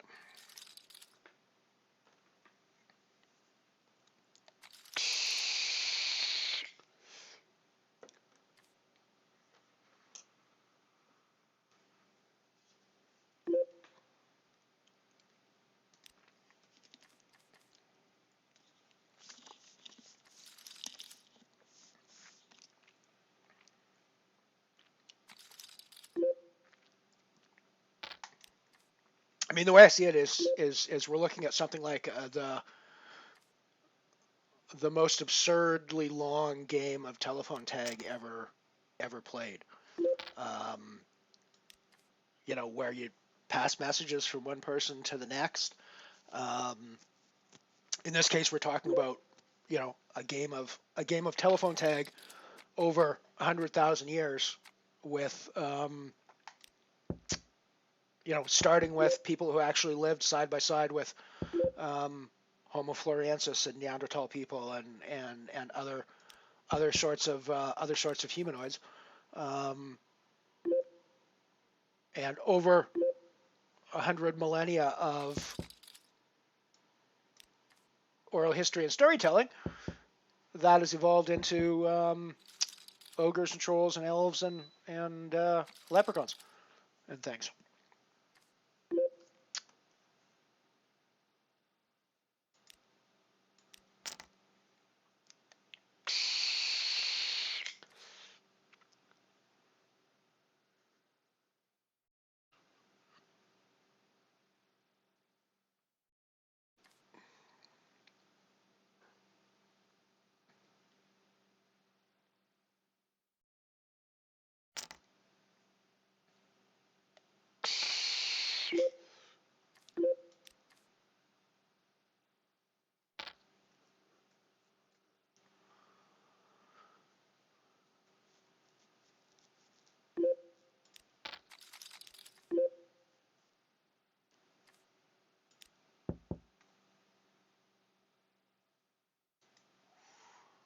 Bad things are happening to us here in the UOS. Bounty Nano we raised with our 7s, and we got 3-bet by the position, and now the flop has just come horribly for us. I think we're getting out of the way. We were supposed to flop a set there. That was the plan. The plan obviously did not go as planned, but putting all my money in on the falling star with a pair of 4s.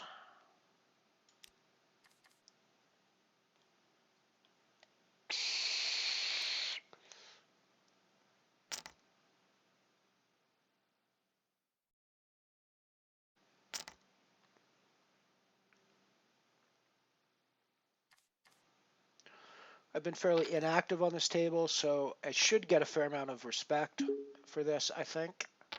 So I'm not surprised that it gets through.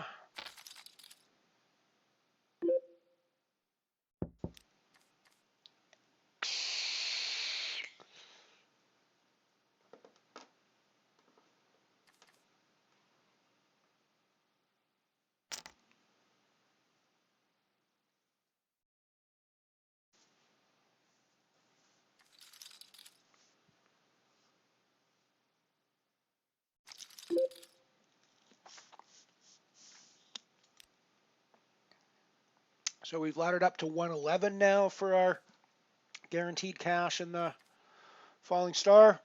10 of 14.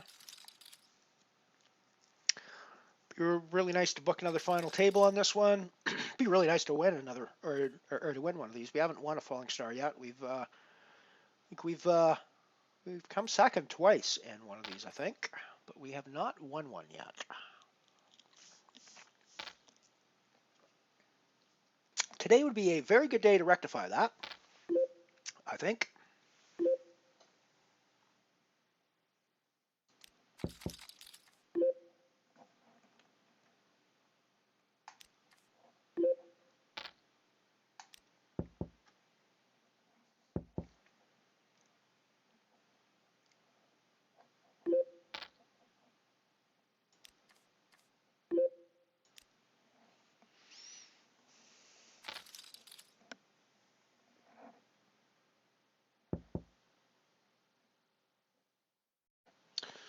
Yeah, I think one of the most interesting things that's been happening over the last few years in science is how much our understanding of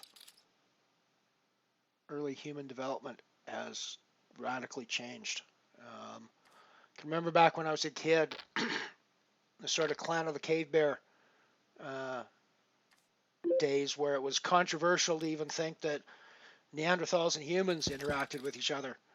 You know, now that's just the most obvious thing in the world, but you know, even back then it was like, well, no, they were, you know, it was all separate, and they were like totally distinct. And yeah, I remember it was super controversial when the first tests revealed that we had a ton of Neanderthal DNA in our makeup, and now that's just, you know, that's just expected. And I think we're going to find that there's a lot more diversity even yet to come that we haven't discovered yet. There's going to be a lot of local variations. I think one of the reasons that this happened the way it did is because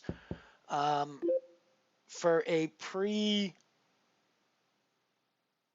pre-cultural intelligent species, the Earth is a ridiculously large place. right? And so a bunch of these early hominids spread out in the early years of, say, 2 million to 500,000 years ago, started to just kind of spread out around the world.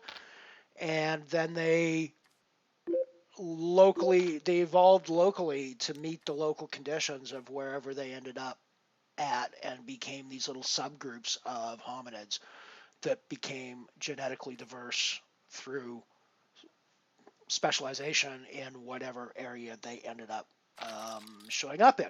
So you go to the islands of the Philippines and you end up with the little small diminutive species like Homo floresiensis, because island creatures tend to be smaller because there's less resources, and it makes more sense for them to be smaller to conserve the resources.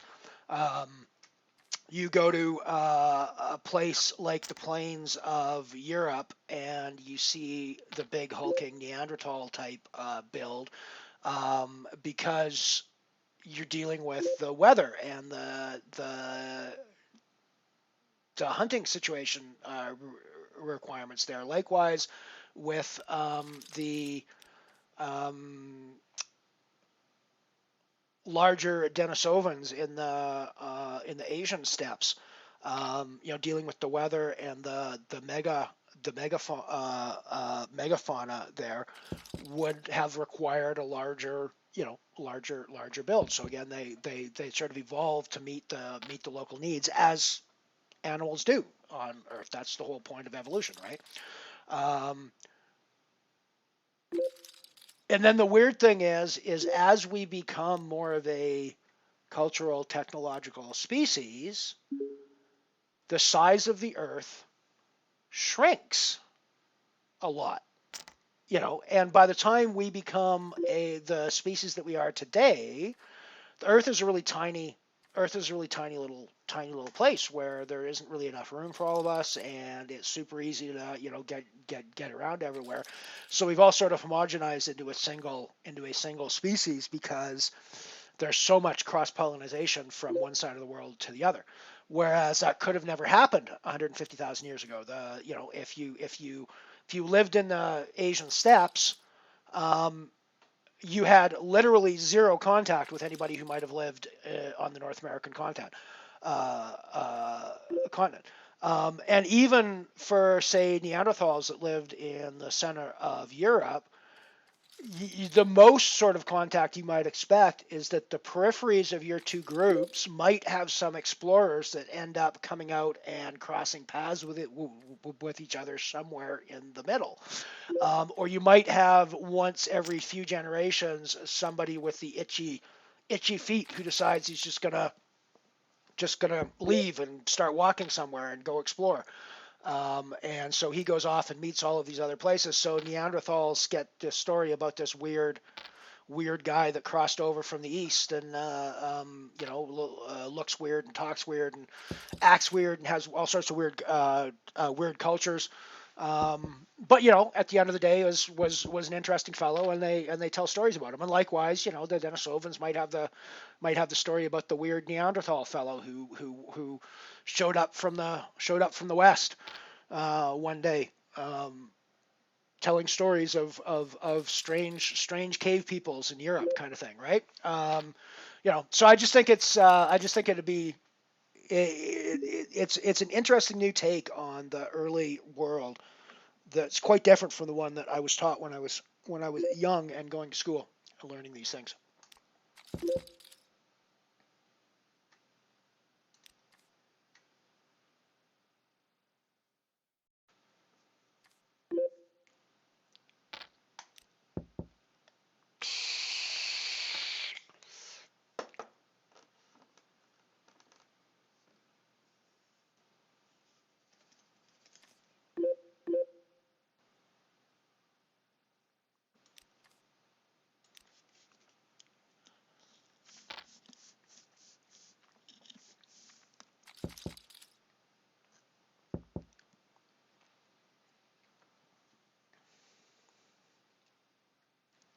So one of the things I've actually been kind of thinking of in the back of my head over the past little while, and I don't know if it'll ever get done because I'm not a great fiction writer.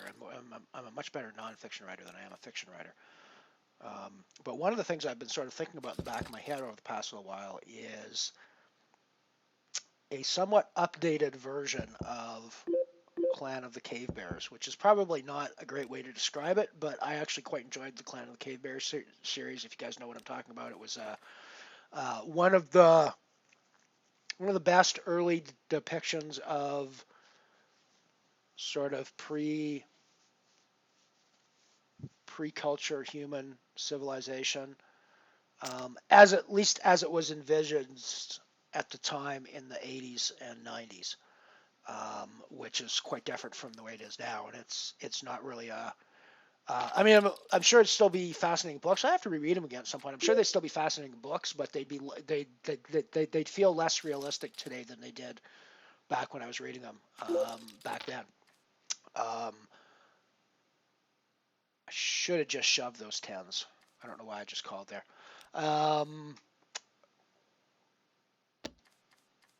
But I've sort of been thinking that a rewrite of that same sort of idea of the story of a clan of humans as they interact with the world around them, which is this very bizarre world full of all sorts of...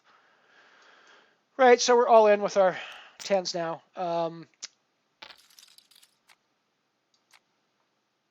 Cool, and we hold. Full of all sorts of weird other kinds of humanoids and stuff. And I think that there's an interesting story to tell, or some interesting stories to tell, maybe about one of these traveling explorers who is fascinated with the world and wants to go out and see it. So I don't know. Just one of the things I've been thinking about recently. Probably boring the hell out of you guys with this, so I'll move back to the poker.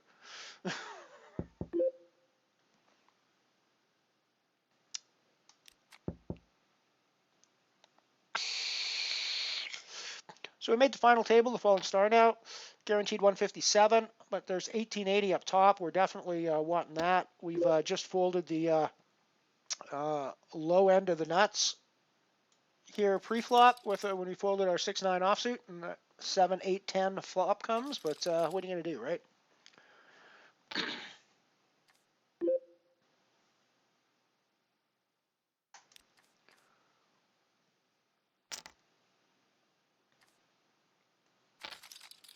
It's funny, even though I block the high straight in that spot, I still always feel when I'm in that spot and somebody's playing back against me, I always feel like, of course, they must have the higher straight against me. And it's just such a gross spot to be in.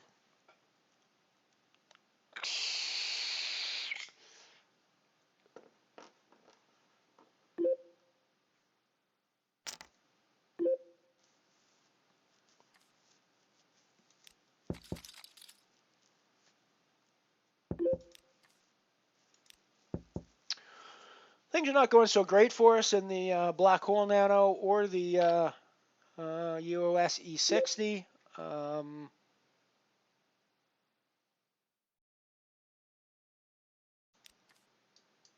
We have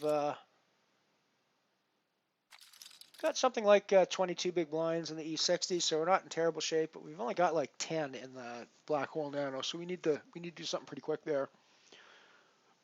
But we've also seen how the Black Hole Nano can turn around pretty quick. If you get a run of hands, people are pretty, even after the rebuy period's over, people are pretty free about putting their chips around, because the stacks are usually, there's a lot of people with low stacks usually on that one. So we'll see how it goes.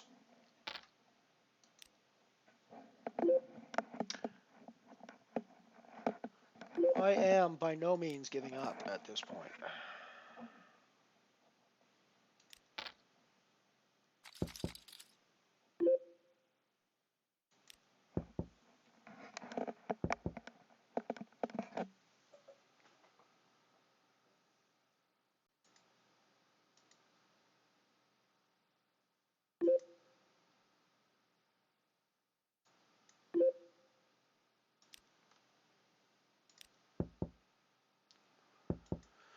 So that's our current layout at the moment. 3 games going. The Black Hole Nano and the rebuy we're not doing so hot in. We are final tabling the Falling Star Bounty.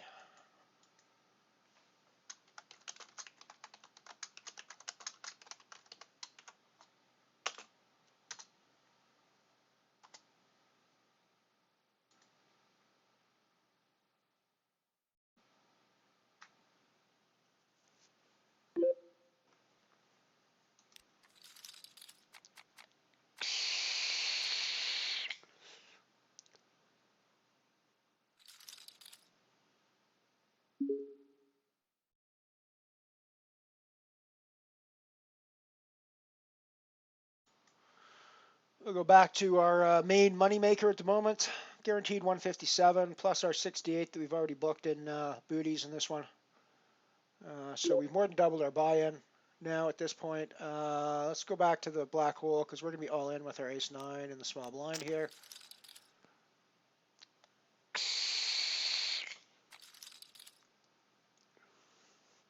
And again, we'll be all in with our ace-queen on the button here, I'm pretty sure, with 12.5 big blinds.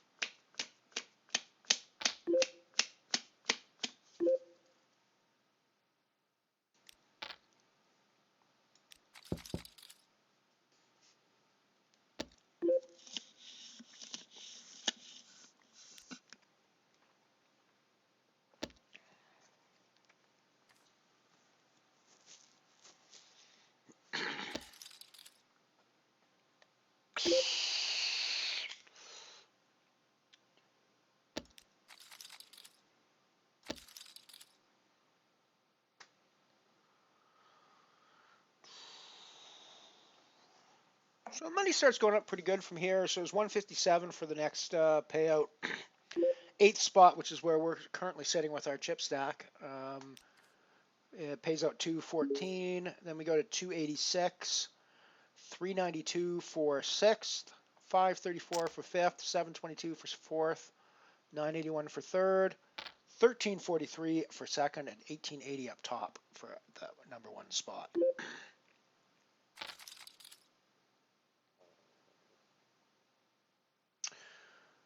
Getting 1880 be not a terrible way to start off our May.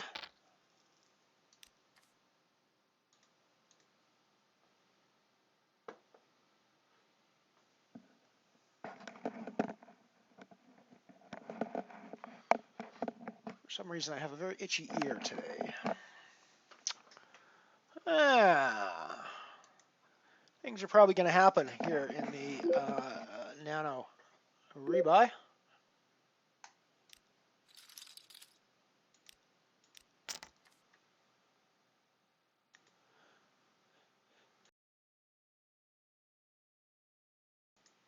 I hope I got to that mute button fast enough. Ooh, we flop top set. We flop top set. Gonna check back, see if he wants to bet into me on the turn. He does. We're gonna put in a raise.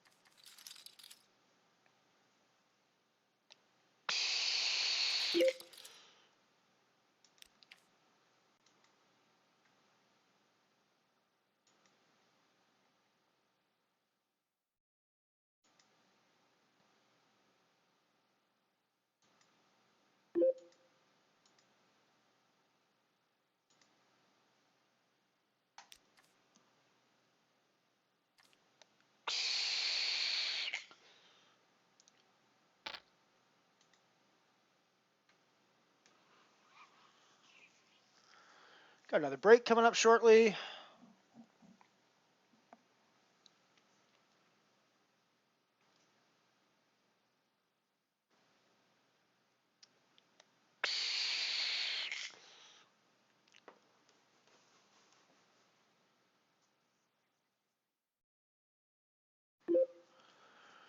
Still nine-handed on the falling star table. As you can see, we are 8th of 9. The small stack being quite a bit smaller than us. So we're not going to be hyper aggressive until he figures something out. You don't really want to bust out before him, although it's not a huge money jump, but it's worth thinking about anyways. I think.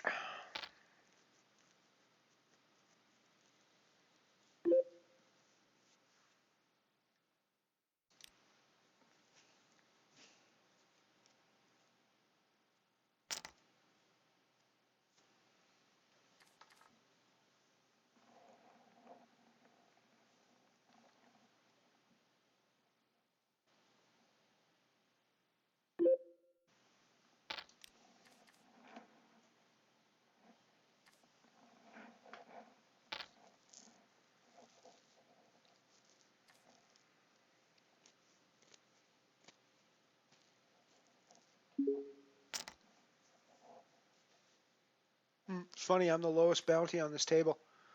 No, that's not true. The Tigers has a slightly smaller bounty than me. Second lowest bounty on this table. Not that surprising for me, though.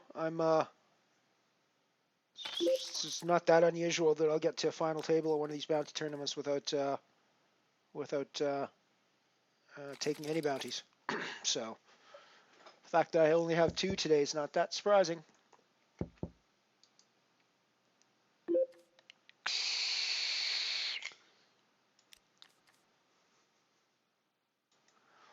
Once more unto the breach, my friends. We will be going all in with all of our chips here on the Black Hole Nano. From the big blind, booyah. All you can eat, my friend. All you can eat. Boom! Bankage!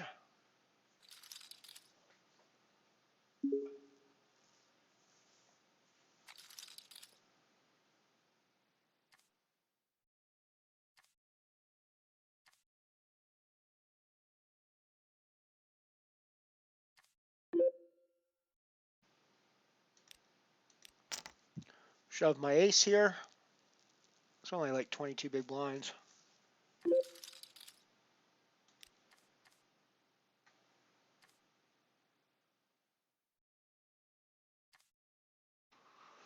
Get rid of our 9-4.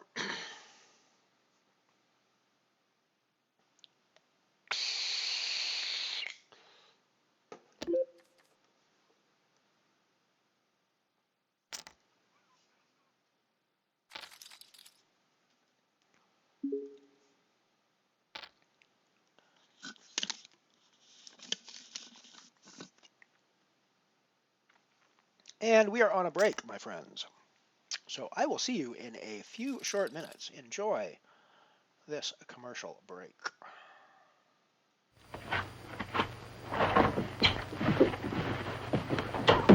Oh, sorry, Walt. It's all right. Nothing broken. Say, don't tell me a big He-Man like you uses a deodorant. Not a deodorant, Dan. Stop that spray deodorant. And there's nothing sissy about it. Ah, go on. Listen, it isn't only heat that makes us perspire. Excitement will do it, too. Pressure of business, any kind of tension. Yes, but does this really work on men? You're doggone right it does. That's why I like Stoppette. It's not only a deodorant, but it's an antiperspirant, too. An anti-what? I mean, it actually gets rid of perspiration all day. That's really important. No, not like that. Like this. Just hold the bottle straight up, give it a quick squeeze, just one, and it lasts all day long. Say, that's all right. It's easy to use, isn't it? Nothing to stick your fingers into either, and it dries just like that. Say, Walt, can I borrow this? Sure, just put it in my locker after you're finished. And pick some up for yourself on the way home. Thanks, Walt. Poof. There goes perspiration. Man's best friend. Make some of man's best pictures. Appealing snapshots, beautiful color slides, lively home movies. Your dog has a personality all his own, so you don't need trick shots or dog show poses.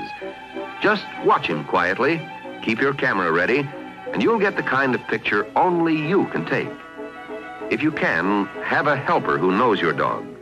Then, as he talks quietly to your dog, you'll get the kind of alert expression you've been waiting for.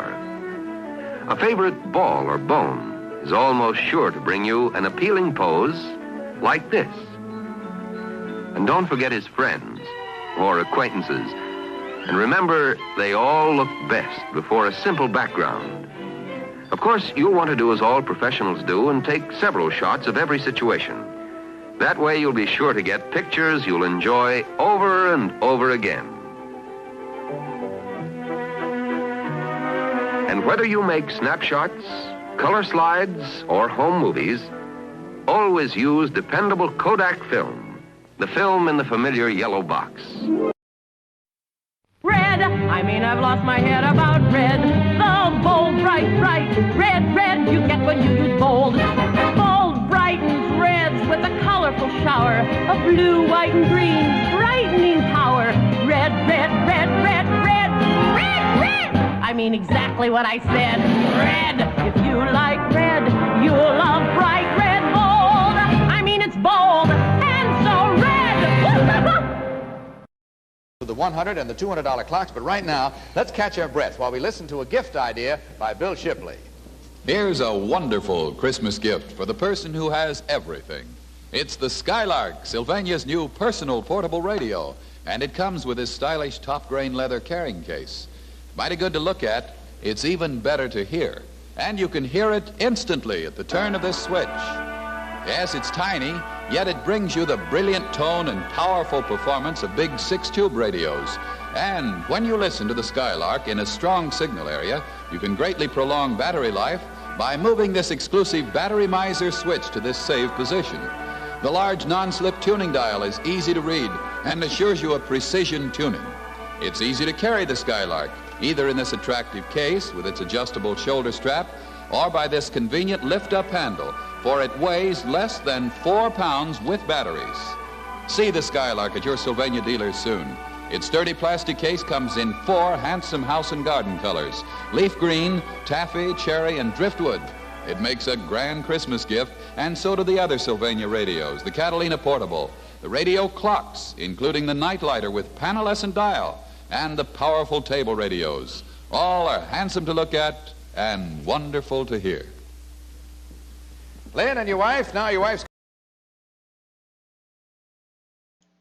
For more vintage poker content from MotherShip Poker, click the subscribe button and check out the playlists for all of our old archived content, as well as the ads-only cut from some of the early streams.